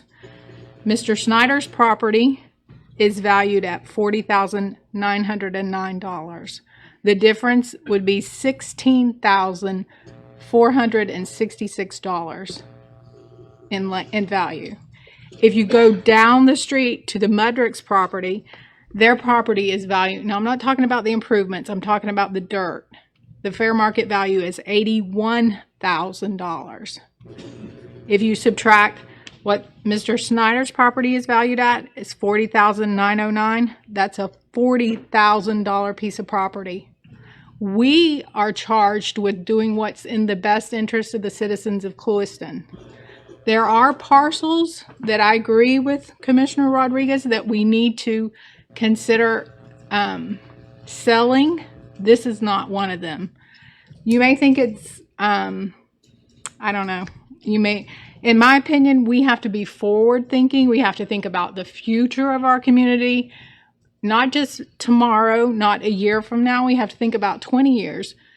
In my opinion, if you look back at the map that was drawn of Clewiston, ultimately there was a hotel on those parcels, or a hope of there being a hotel on those parcels. We're in the process of building a new bridge and hoping to improve our lakefront. I hope that you would have the foresight to say, maybe one day that parcel could be developed as a hotel, and the entryway of Royal Palm could lead up to that with access that we're trying to do and develop to the lake. That's forward thinking. That's vision. That's what I think we should look at. Yes, he's maintained the property, but we are more than capable of maintaining that property. It's mowing it. Next, I think we have to say, while the Schneiders have maintained the property well, we don't know what his successors in interest will do with that property. And I'm not convinced that I want to see a chain link fence at the end of Royal Palm with airboats and something else at the end of that street. I think that would be a crying shame for y'all to agree to do that. Let me tell you something right now.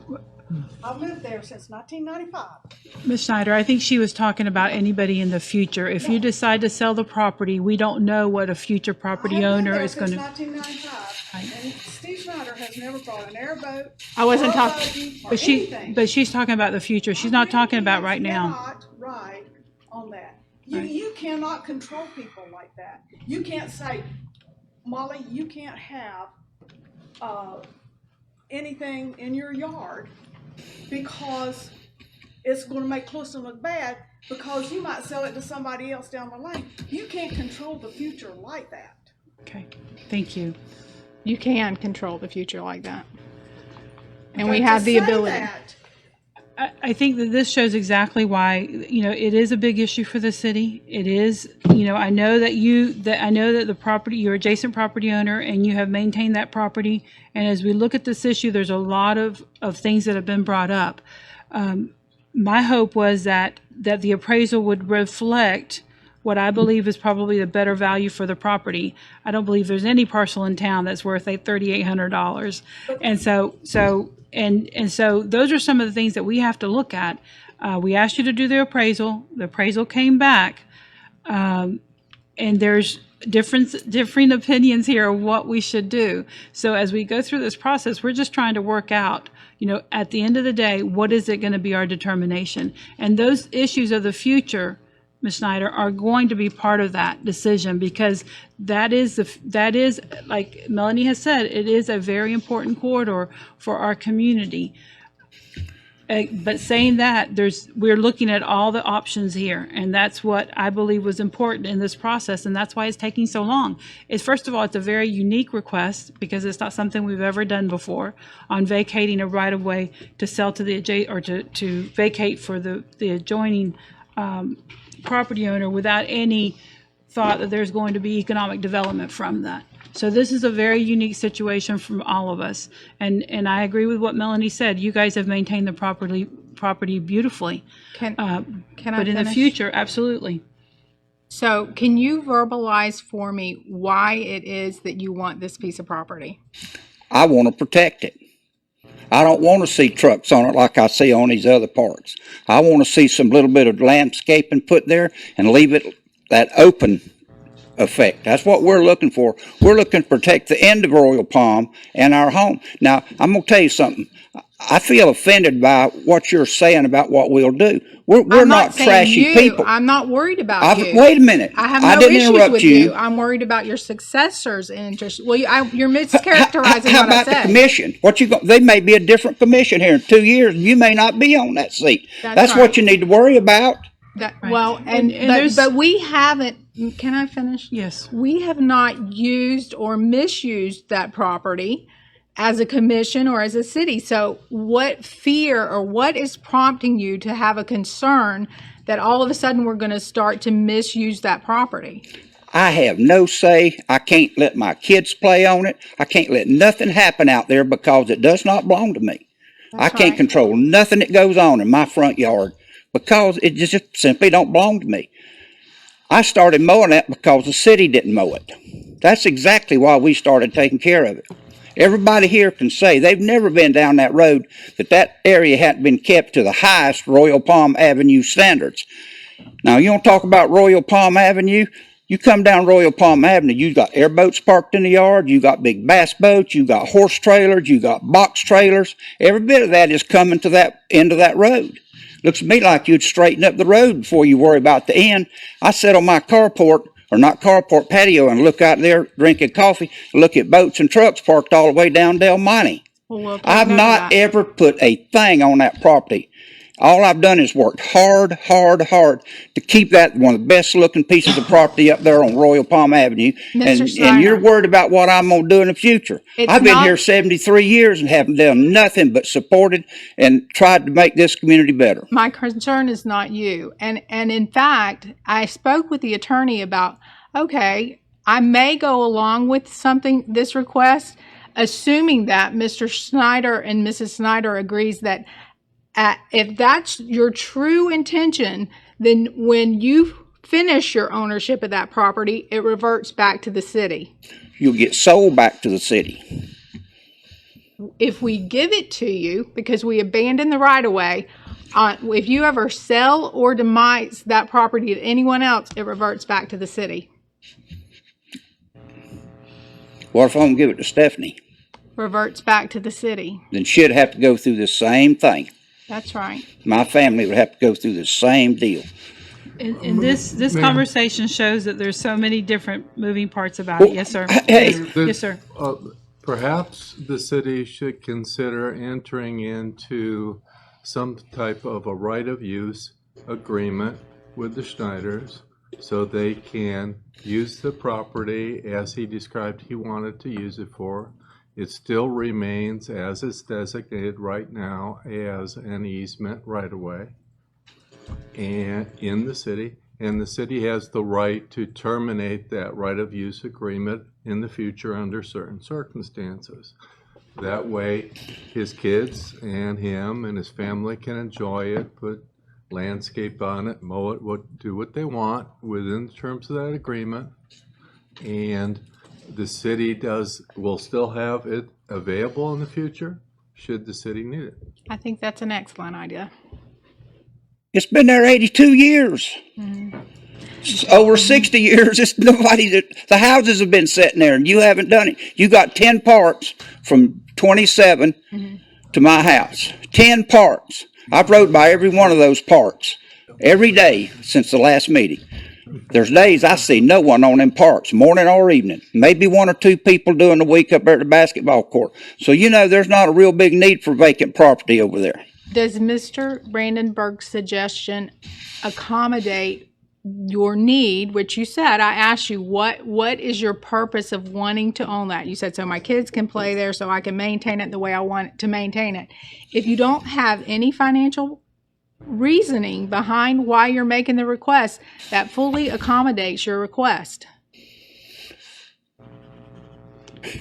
One election could change everything we're talking about right now. One election. If I own that won't happen. It'll be taken care of. One election now will change all these agreements we made. That's not true. That's just as hypothetical as what you're saying about I might sell it or might put airboats on it and might put old trucks on it. It's a bunch of mites. It has never happened. In 25 years it hasn't happened. Well, but we've never been on the precipice of putting a new bridge over to the lake, possibly allowing lake access. There's a lot of things that are moving in our community right now. And as commission, we have to have foresight about those things. It's not anything personal with me, with you. It's simply hoping to see our community as a whole better and that we don't do something that we later regret. So I'm trying to accommodate your request in a way that would make you happy and make me happy. Well, I certainly hope we can come to that agreement. I really do. And I think the attorneys listened to our conversations, and I know at one time we also discussed at the July 22nd meeting, I think it was brought up about a partial abandonment. So there could always be, and we could ensure a landscape buffer there in the future in case there was any concerns moving forward. But I think that what we're hearing tonight is that we want to come up with a mutually beneficial agreement here. And so I am going to task you and the city manager to work on that, and to I hate to keep stalling it, but I don't know that we're ready for the first reading or a public hearing at this point, because there's lots of conversations that have still taken place. Mayor, in the event that occurs, maybe the commission would also consider refunding to this gentleman the fee that he paid for the abandonment. It's pretty steep, $2,500. If we go along the route of a license agreement, a right of use agreement, I'm just asking, would you consider that? Okay. All right. I want you to know I never balked on any of this request that y'all made. The $2,500 right up front. The appraisal right up front. That was a decision that you made to pursue. That's not. That's exactly in good faith. That's fine. The same good faith I'll have maintaining and making that one of the best looking places on Royal Palm Avenue. Okay.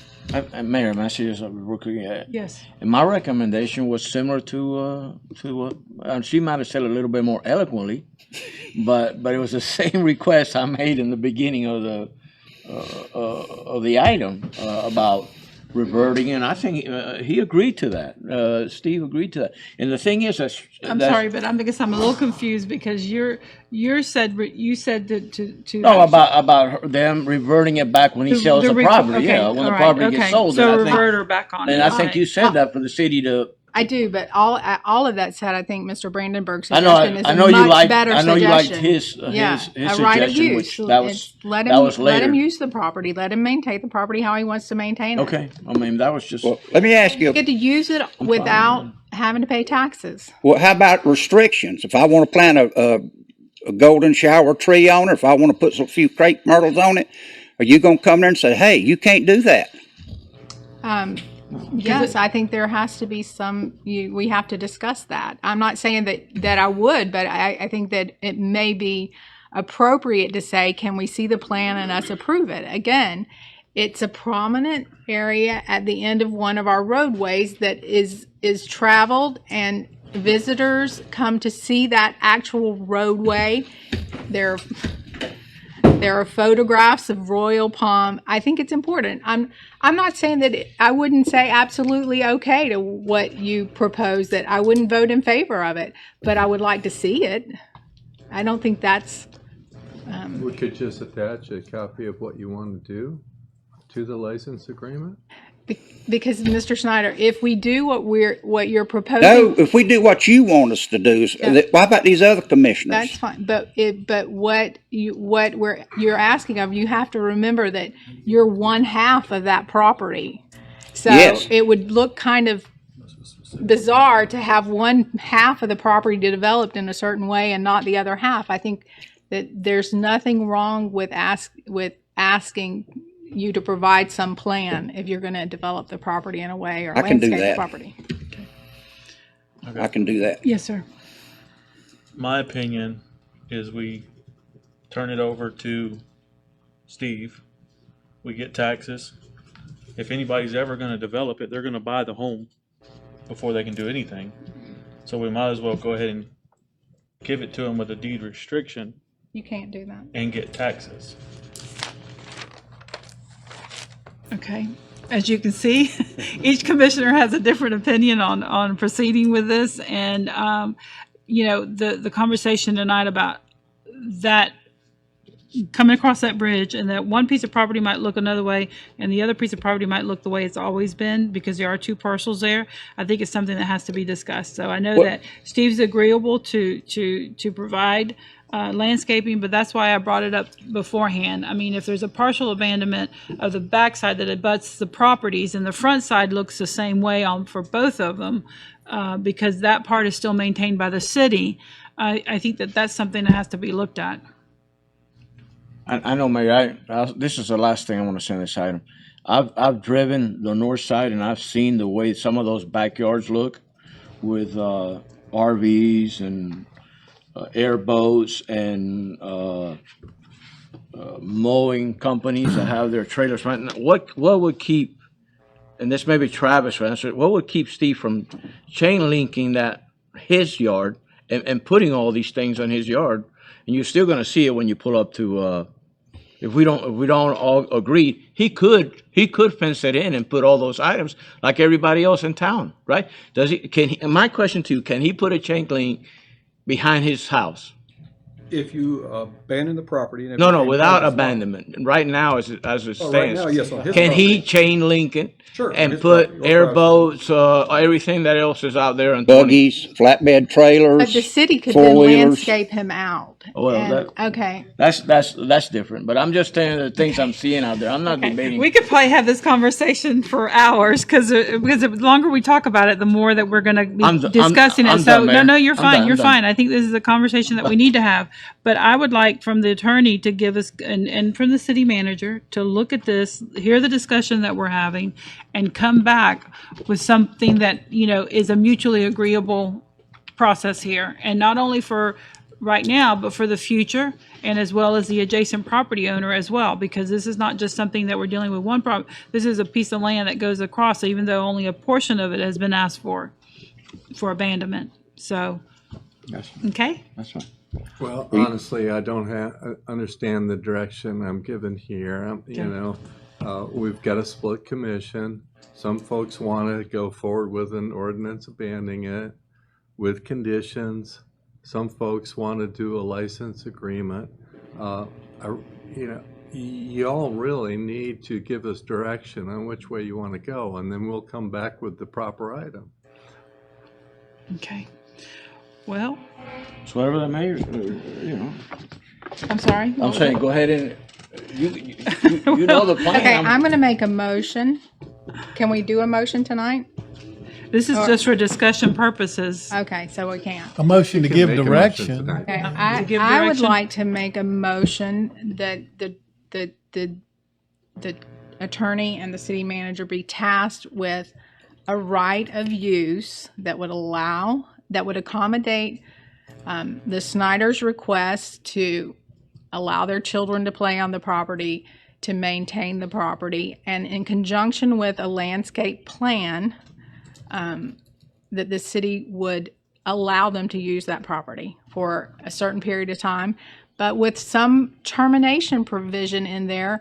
And it doesn't have to be a short termination provision. It can be something that's 180 days, something that gives him some comfort that what he wants to do, he can do without a lot of risk at a changing commission. Well, I'm not going to be able to control who else plays on that property. Yes. See, that's a big thing. I've seen pickup trucks out there cutting donuts right in front of my house. Four-wheelers out there cutting donuts. I couldn't do nothing about it but go out there and fix a mess. That's what we've done for 25 years, fix a mess, clean up the mess, haul off the mess. And I want to have control over that. I want to be able to landscape it and fix it where it is presentable, and I can protect it, and I will protect it. The same thing that you can do if someone's doing donuts, if you own it, is if the city owns it, call the police department. Okay. 33 minutes later, they might get there. If they're tied up on call, they're shorthanded too. Their average response time is 37 seconds. So, All right, I have a motion on the table. There's been discussion. Is there a second?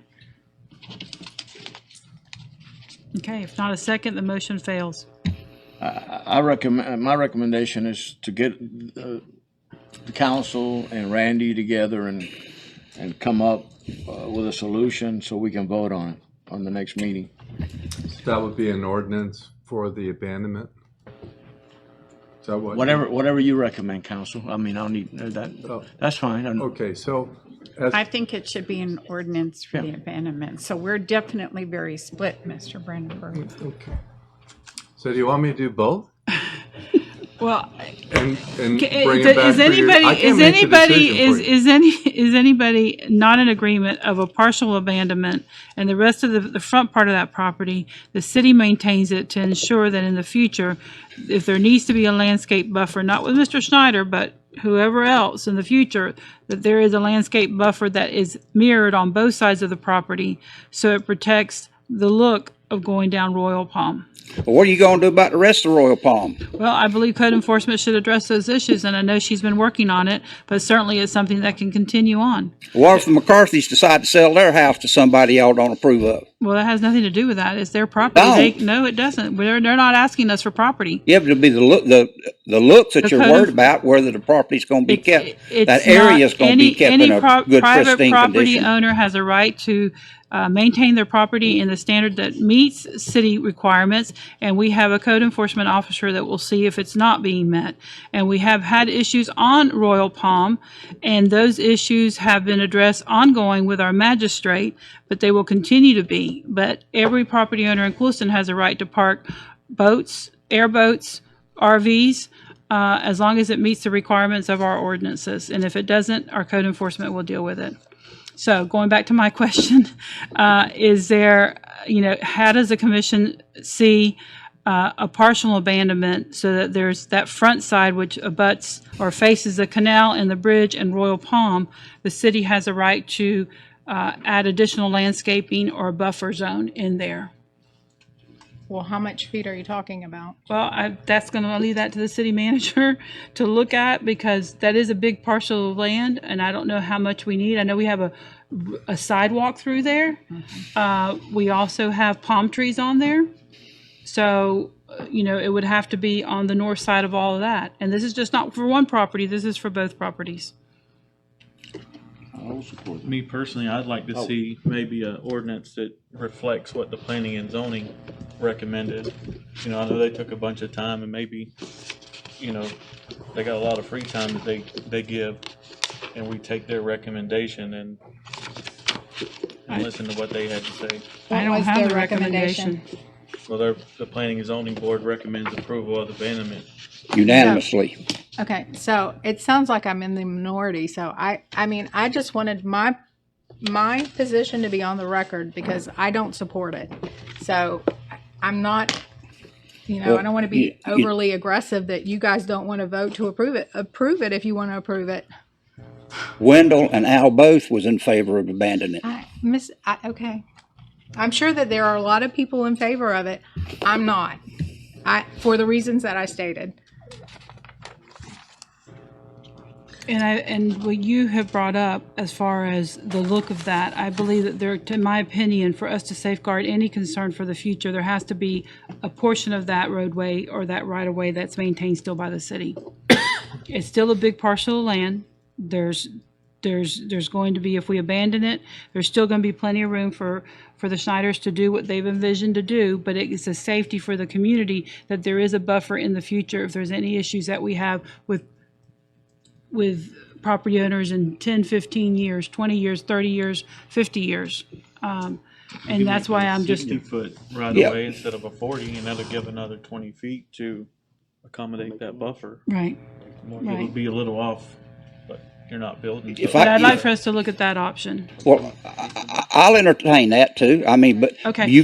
if you take 10 feet, you might as well take it off, because I can't control what goes there. You may plant something that's totally we disagree with, but there's no control there. Right. That's the reason I'm wanting to do this, where it's stuff that won't go wrong. Right, but another thing is that is at the end of the street, and there's two property owners that we're talking about here. You're going to do something differently than maybe the other.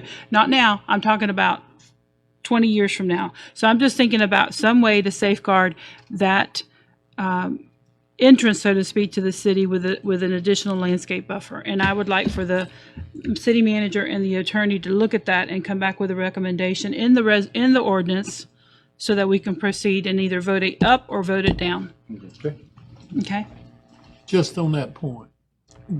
Well, overall, I mean, with the other conditions of the planning board recommended. Right. So one question for you. On the partial abandonment, the property that the property owner is going to get, this is just a partial abandonment now. is that property owner going to be able to use that piece of property as part of their lot for development in the future? There's no development allowed because it's too small of a lot, if I'm not They would mistaken. add it into their existing lot, so that would allow them to do more on the existing lot. Okay. Well, there would still be a deed restriction. That's what I'm asking. Do you want it deed restricted, or do you not want it deed restricted? I think that we agreed that, I mean, I know that we've talked about that there would not be any building on that property whatsoever other than landscaping. You're gonna deed restrict it, just all of it. If you're gonna restrict it, restrict all of it. Okay. I still believe a safeguard for the city as a buffer should be there, The Steve. safeguard's me. Right, well, but I know, That's but the I'm talking safeguard. about 20 years from now. The 20 years, the 30 safeguard's years. gonna be what I do. 30 years. I think I have direction now. Okay, all right. Okay, any other comments or questions? Because we're gonna continue this discussion on for the next I meeting. hope not tonight. Okay, no, sir, but for the next few meetings, we will. How many? Well, we have a first reading and then a public hearing. So you got 2 more meetings. I know Okay. you've already been to two meetings, including tonight, but You know how long have this 2 has more. been going on? Yes, sir. 2 years. Yeah. Okay. We're getting closer. Okay. Thank you so much. Okay, so you have direction, you said.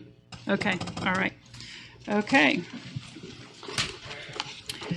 Okay. Item number 15, Mr. Martin. Okay.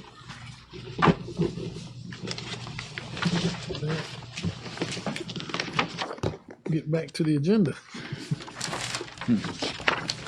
And maybe before we go to that, maybe we can go back to item 11. Sorry, Okay, 12, we I'm could go sorry. ahead and knock Let's that go to out. 12A, resolution number 2019-52. As revised. Okay. Sure.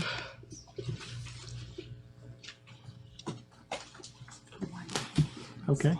All right. She's down the map. And you changed the wording, utilizing budgeted contingency and legal fees. Okay. Gotcha. Yep, I'm good with that. I'm sorry. Okay. So she's giving you an adjusted one that reflects the discussion earlier, that it's Here you go, Sherry, you need this back? reducing the amount and citing that it But would be I don't think Sherry has one. contingency Sherry, and legal fees. Okay, Sherry, if you could use this one as you go to the podium, and then if you'll give that copy to Kathy once we're through. So this is, no, that's your, Sherry. What do we do? That was the copy I had that you gave me. You gave him 2 copies. Do you need one for that's 2019-52 with the changes that you made? Okay, all right. Okay, you'll have to bear with us tonight. That's all I have there. And so I pulled them out.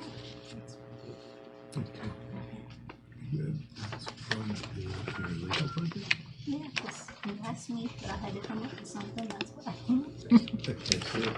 Okay. Thank you. So I guess the proposal is to take money from the contingency. There isn't enough money in contingency. So it's proposed that you take $15,000 out of your legal budget and place it into your golf course budget. Oh my gosh. That's a little confusing to me. This is very confusing, and I guess I'm going to get to the point where Julio was at earlier, is that this is amazing that we've been having this discussion and we're still going round and round about it, and we don't have a clear picture of what we need to do.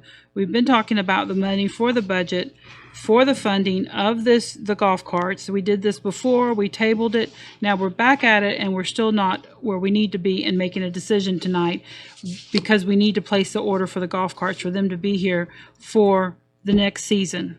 So I'm confused. Sherry, if you'd like to come forward, please.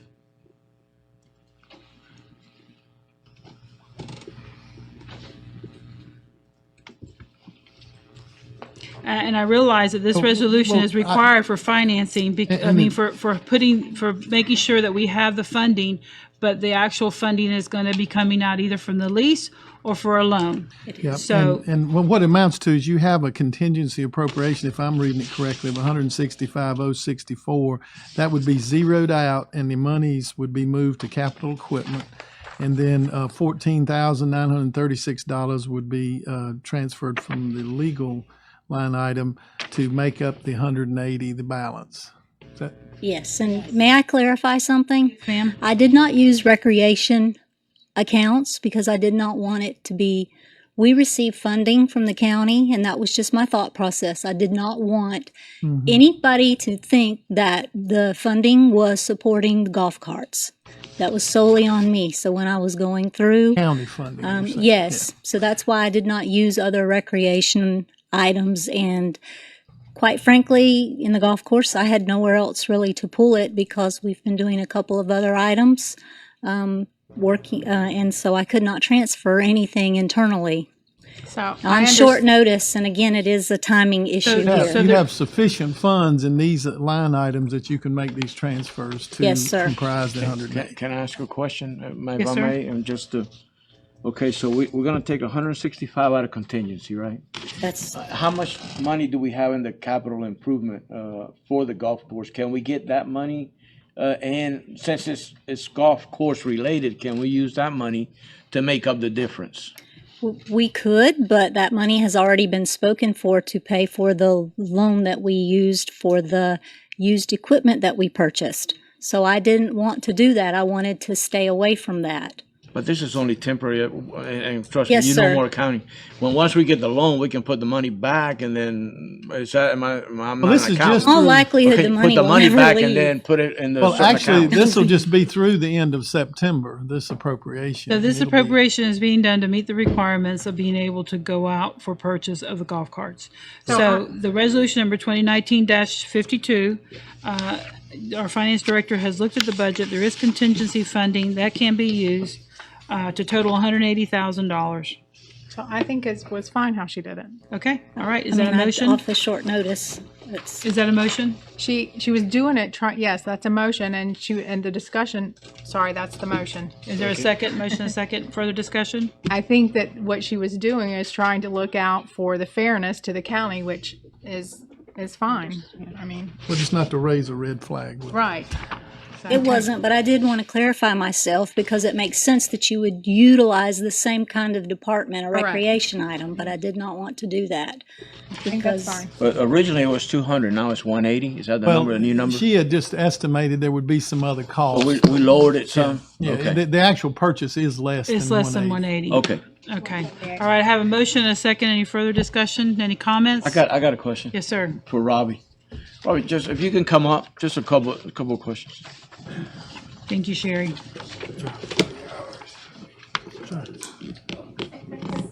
You needed to stretch out anyway a little bit. There you go. No, just curious. With the golf carts, are we going to get new chargers for the batteries? That comes with it, yes. It comes with that. And my other question was, and I know that we run short all the time with carts, like for tournaments. This is just a suggestion to keeping the most newest. We're not going to get a whole lot for some of those. And I don't know if the numbers have been put in. Would it be crazy to keep some in the shed for future terms? I know we're borrowing The cars trade-in value's already been given, 60 already, grand. so it's done already. Yeah, Okay, they're but I being thought more than- maybe yeah. we could keep, 5 or 6 of the newest ones. We're always borrowing for tournaments. Right. That's okay. You answered my question. One comment on that, though, we have discussed that the life expectancies would exceed the borrowed funds option, and so we would be able to appropriate funds to buy some additional backups and start a rotation, Okay. get back on a rotation of replacement annually rather than doing it in lump sum like this in the future. Okay, thank you, Rob. Okay. All right, I have a motion and a second. No further discussion. Is there an approval of 2019-52? Resolution number 20, there is, all in favor? Aye. Any opposed? Motion carried. Okay, 1 nay. All the others are in favor of. Christine? Okay. And thank the board for your patience in this. Thank you. Resolution number 2019-51 authorizes the purchase of 60 new 2020 golf carts from Club Car LLC for the Clewiston Golf Course, utilizing the current golf court fleet trade-in value of $59,950, and direct staff to seek financing proposals from local banking institutions.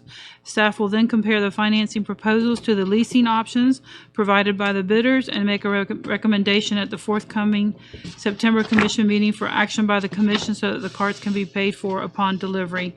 The financial impact is $178,527. The recommended motion is to approve resolution number 2019-51. I have a motion. Is there a second? Second. Motion and a second. Any further discussion? All in favor? Aye. Any opposed? Motion carries. Okay, Mr. Martin, Back to, meeting times. yes. Item number 15. Yes, regarding the meeting times, the mayor and I have had a conversation on this, and the clerk and I. Our recommendation is that we adopt this schedule for the rest of this fiscal year, and then, rest of this calendar year, at which time we will bring you I think annually, the board has adopted a meeting schedule for the full next calendar year. We'll have that recommendation to you before the end of the calendar year. And further discussion will be on the workshop schedule and so forth during that. This would keep the same schedule you're using tonight and the last meeting in terms of workshop prior to the meeting. Okay? Okay, is everybody in agreement with that schedule? Yes. Okay. All right. Thank you, Randy. Thank you. Okay. Public comments. Anytime any person is allowed to speak on any matter that pertains to city business, please come forward and state your name for the record.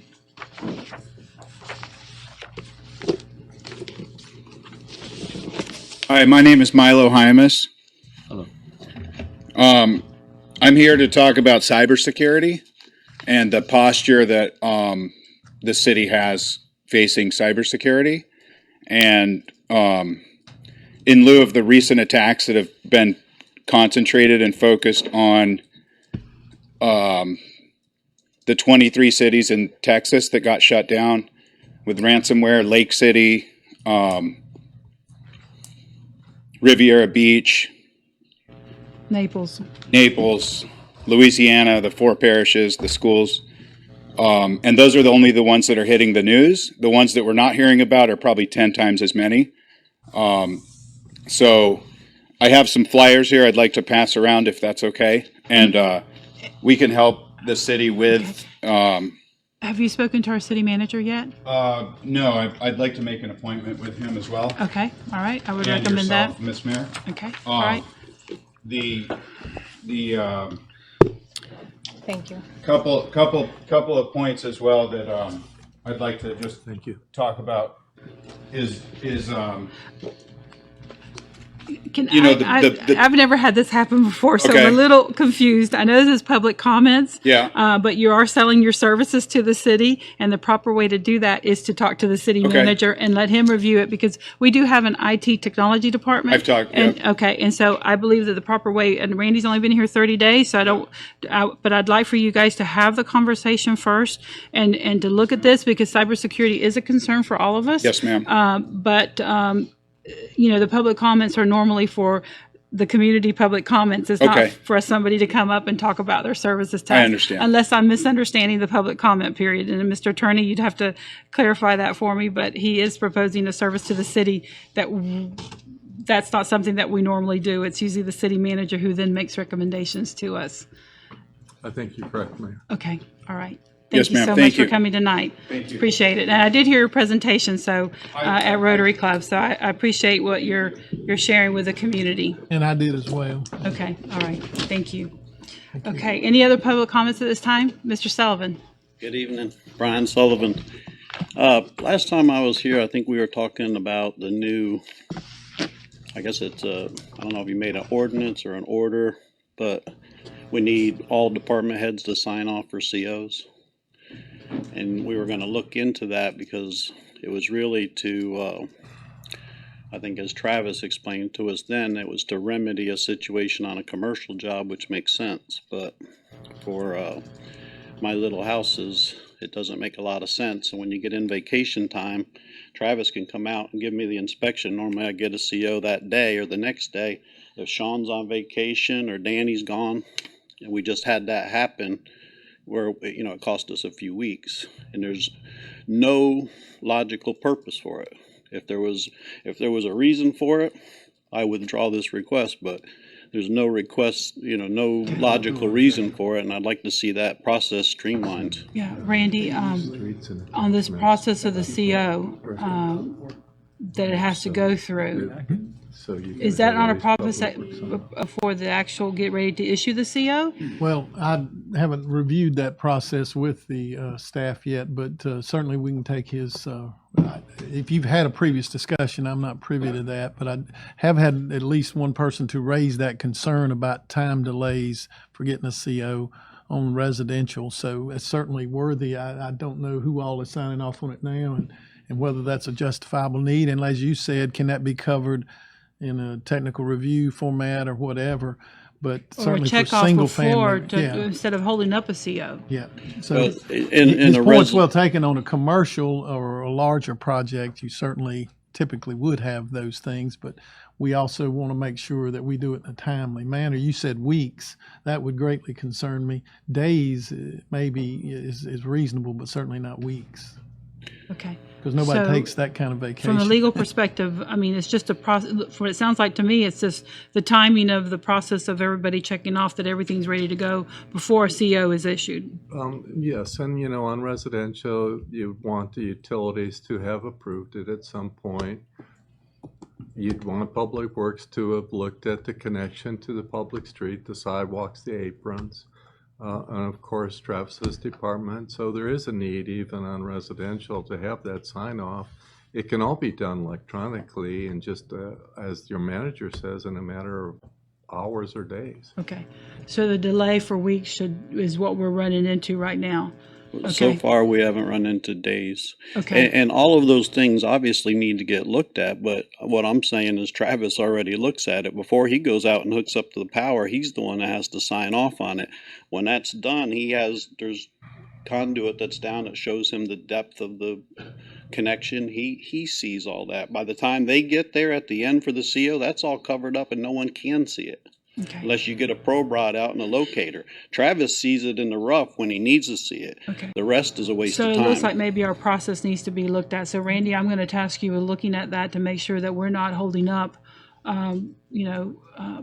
We'll review COs or, and that We'll is because review the we know that review delays are cost, additional expenses. So we'd like to iron out those details so that we don't have this issue. And Brian brings up a great point. After the fact, you can't see anything, so it has to be during the process versus at the very end where the CO is supposed to be issued. Only thing I would differ with on his comment was there are things you can see after the fact, the driveway connection, the some of the infrastructure, but certainly in the footers and the pad slab or whatever, if there's plumbing, you got to see those during the process. Right. But that's being done by the code Right. officer. And That's not I would really point being out done. that this is Clewiston's newest subdivision, so it has all the latest ordinances. Mm-hmm. All of the things were worked out with Sean and the other departments in advance. So that's done ahead of time. Right. And just like the driveway connection, he's 6-inch on his part, I'm 4-inch on mine. But you can't see that after it's done. He goes by, he pretty much goes by there every day. He sees what we're doing. All this is looked at. It's not like we're asking to bypass anything. Not only one, but at least two people look at it. Once we're at the point where it's painted and ready for a CO and you send 3 department heads out, you're wasting your time and mine. Okay. Well, and that's the part I'm not familiar with what we're doing. I've done it many places, so I think there's best practices on that. And I'd appreciate if you'd take a look at it because it is hurting us. Okay. Thank you so much for Thank bringing you. that to us. Okay. Any other public comment? All right. Mr. Attorney? Yes, under my matters, I wanted to point out that we did have a mediation and Clewiston versus Johnson and Prewitt lawsuit that did not result in a settlement. So that will be continuing forward. And I wanted to point out to you a revision to the Sunshine Law that was effective in 2018. And what that revision says is that before you consider and vote on an item on your agenda, you have to give the public an opportunity to speak to that item. Where the difficulty arises is in add-ons, kind of evident by tonight's meeting, in that the public cannot see that added on item. So therefore, they have no meaningful opportunity to come and talk about it unless they just happen to show up at the meeting. So we need to take a little closer look at add-on items in the future. So you can add on a discussion item. You shouldn't be adding on an action item because you'll be acting without a meaningful opportunity for the public to comment on it. Okay. That's all. Thank you very much. Okay. Do we have to give the public a certain amount of time to review the agendas, or what is there? There's no specific law on the time frame in advance, and it's just a reasonability issue. So when you put out your normal agenda, it comes out, usually on Thursday and Friday. Everyone's expecting to see the agenda items. As long as it's listed on that, there's no problem. I would like to see us as a city actually post those agenda items on the website. At the same time that we post them, you came out and said that you'd like to start seeing them on Wednesday. I think it's important because what he's saying, we don't do very well. We don't give the public good notice of agenda items and an opportunity to come and comment and everything. So I think that... I thought our agendas were posted. They're not posted on our website? I don't post all the attachments. But the agenda items. But I think that it's almost impossible to really have a healthy discussion about the agenda items without the supporting documentation. And I don't think there's any reason that we shouldn't post that supporting documentation. Yeah. That's my Might opinion. be, with the whole, what is it, the ADA? ADA. Mm-hmm. That might be a little... We'll certainly research that aspect of it, but one thing that I was going to do in the administrative discussion for budget is talk about upgrading our technology so it'll make it much easier to do those kind of things in hopefully not in too distant future. And it's like tonight's meeting where these PowerPoints can be visually to the people watching on so some of those kind of enhancements, and with the technology you have now, this has been well done by a lot of communities, and it's much more efficient for the board, much more efficient for the clerk in preparing the agendas, and the public's access to the documentation. So we'll have that discussion further at the budget. Okay. I have a suggestion. If you like, I don't think the microphones can pick you up back there. So if you'll come forward and state your name for the record, please, Hector. Hello, everybody. I'm Hector Guardia. Like the city of Broward County, Palm Beach County, they video the meetings and they post it on their web pages. And it's so easy, so everybody get the update immediately when everybody's discussing and arguing, and they get everything. And right, if I'm not mistaken, I mean, I know that we're live streaming these meetings, and so they're out there. And as far as the capabilities to show a presentation like we had tonight, we don't have that capability as of yet. But the meetings are live streamed. Yeah, but that's not very expensive, and that's super easy to do. And it's a very good tool for you guys. But we are doing that. Yeah. We are When live you guys streaming. are fighting and the lady wanted to get you, that'll be nice. Okay. All right. Okay. If you have a comment, please come forward. Yeah, the agendas should be posted should be put into the PDF format so that the widest number of people can open them. You've been using some other format that I haven't been able to open for years. Okay. They've always been PDF. We do use PDF. Mm-hmm. Yeah. But those WinDAT files is what he's talking about. I can't get mine open either. So. Okay. So if you guys will look at that. Okay. Thank you. All right. Is there anything else that you have, Mr. Attorney? Okay, all right. City Manager? Just to comment, the conference was very productive. There's Florida League of Cities that Vice Mayor and I attended this past week and weekend. There were a number of relevant topics that the board's been discussing in the last year, and some other topics that we haven't discussed that we probably will have future discussions on. I'll defer to the Vice Mayor and he can talk about specifics, but we handed you a couple of things tonight. I think it was a handout relative to one of the discussions we had during budget work sessions on firefighter changes to the statutes this year on benefits, and some of the discussions we've had with the volunteer department. And there were a number of other relevant topics. We're going to email you copies of the program that was distributed at the business meeting that has the legislative agenda and other topics, and I'll defer to Vice Mayor because he represented you during that discussion. One, I sat into the Florida Regional Planning Council meeting on Friday morning. The new head of the EOC for the state that the new governor appointed come in, said that he was reprocessing, revamping the whole department so that monies can go out quicker after hurricanes and disasters. And he gave that presentation, which was pretty good, and it was exciting to hear that the new governor was reappointing and trying to streamline a lot of these processes. One of the other things was firefighters cancer. The Florida League of Cities have teamed up, I think, with Hartford to develop a, I guess, you gave us a insurance. Right. We have the handout on that. Okay. So they're supposed to be getting with HR to see if we qualify for that. He said we're volunteer. That's for full time. It was $135 a year per fireman, which is a very cheap insurance policy. And I think we need to look into it to see if we qualify for it, because there was different stipulations in it that you had to qualify for.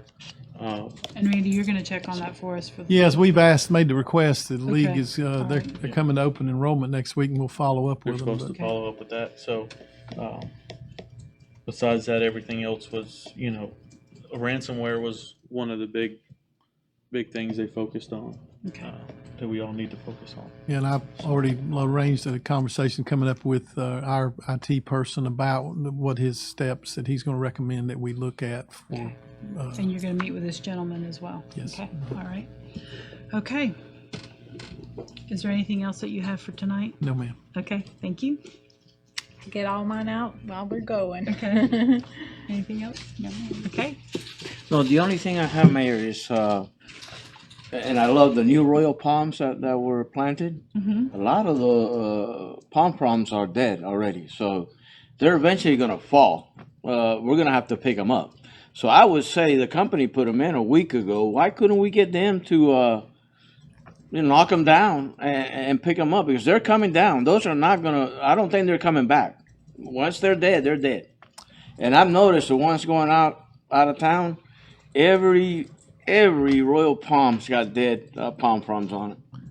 They look to me, they look bad. Those are not the same plants, royal palms that were planted in the first couple of projects. They're not. They look smaller. They look weaker, and Look old.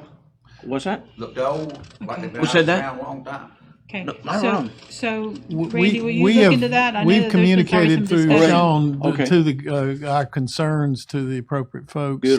The landscape architect who has to sign off on it, acceptance and its compliance with the stipulations of the contract, visited Friday after our concerns were expressed and toured it and gave some feedback. And he's communicating with the contractor. So. On what his observations were, whether they met the specifications and so forth. Hadn't heard the comment about them possibly taking care of any dying or dead. What do you call them? I don't know, palm fronds? All right, prongs. All right, thank you. That's a new one to me. If you'd like to come up here and respond, that would be good. Sean Mike can shed some more light, but from what I understand, his walkthrough, he identified some of the items. Of course, we will be, for the acceptable parts, we'll be going forward with the process, but we hold a contingency, and there is a warranty period, as I recall. And so, Yes. Sean Sheffer, Public Works. I have been in contact with Chad the architect designer of this situation, and with Terry with Edgewood, and talked about the situation of concern of the size of the trees, as you have mentioned, and a couple of other points of contention that I have noted. Chad did do a walkthrough and looked. I was not on the job on Friday. But he did do a walkthrough, and he spoke with me about it. He said there are 2 or 3 that he said won't meet the specs, that he will have to have the contractor remove. His biggest concern right now is the same thing as Commissioner Rodriguez was talking about, is the fact that for it to meet a DOT standard and to be accepted, it has to have at least 5 major fronds, and if he loses the bottom rung on those, then those trees won't meet the standard, and they will probably have to be pulled out and replaced. So there are some things that are being noticed, there are things that are being addressed, but the process is to get it all in the ground and then come in for their inspections and evaluations, and at that point, my concerns that have been raised and the others will be addressed at that time. Okay. One of the things that I know with palms that they're looking at is bronzing, that it's an issue that they have. That they're it's what? Called bronzing. A major problem with There's it a in the major county. problem with palms on the southeast part of the state. Never heard of that. So I would like for us to check with Chad, the landscape architect checker, to make sure, to ensure that those palms have not been infected. It's a disease. Yeah, disease. yeah, I read about it in the Okay, media. all right. So I want to make sure, because of the way that those fronds are looking.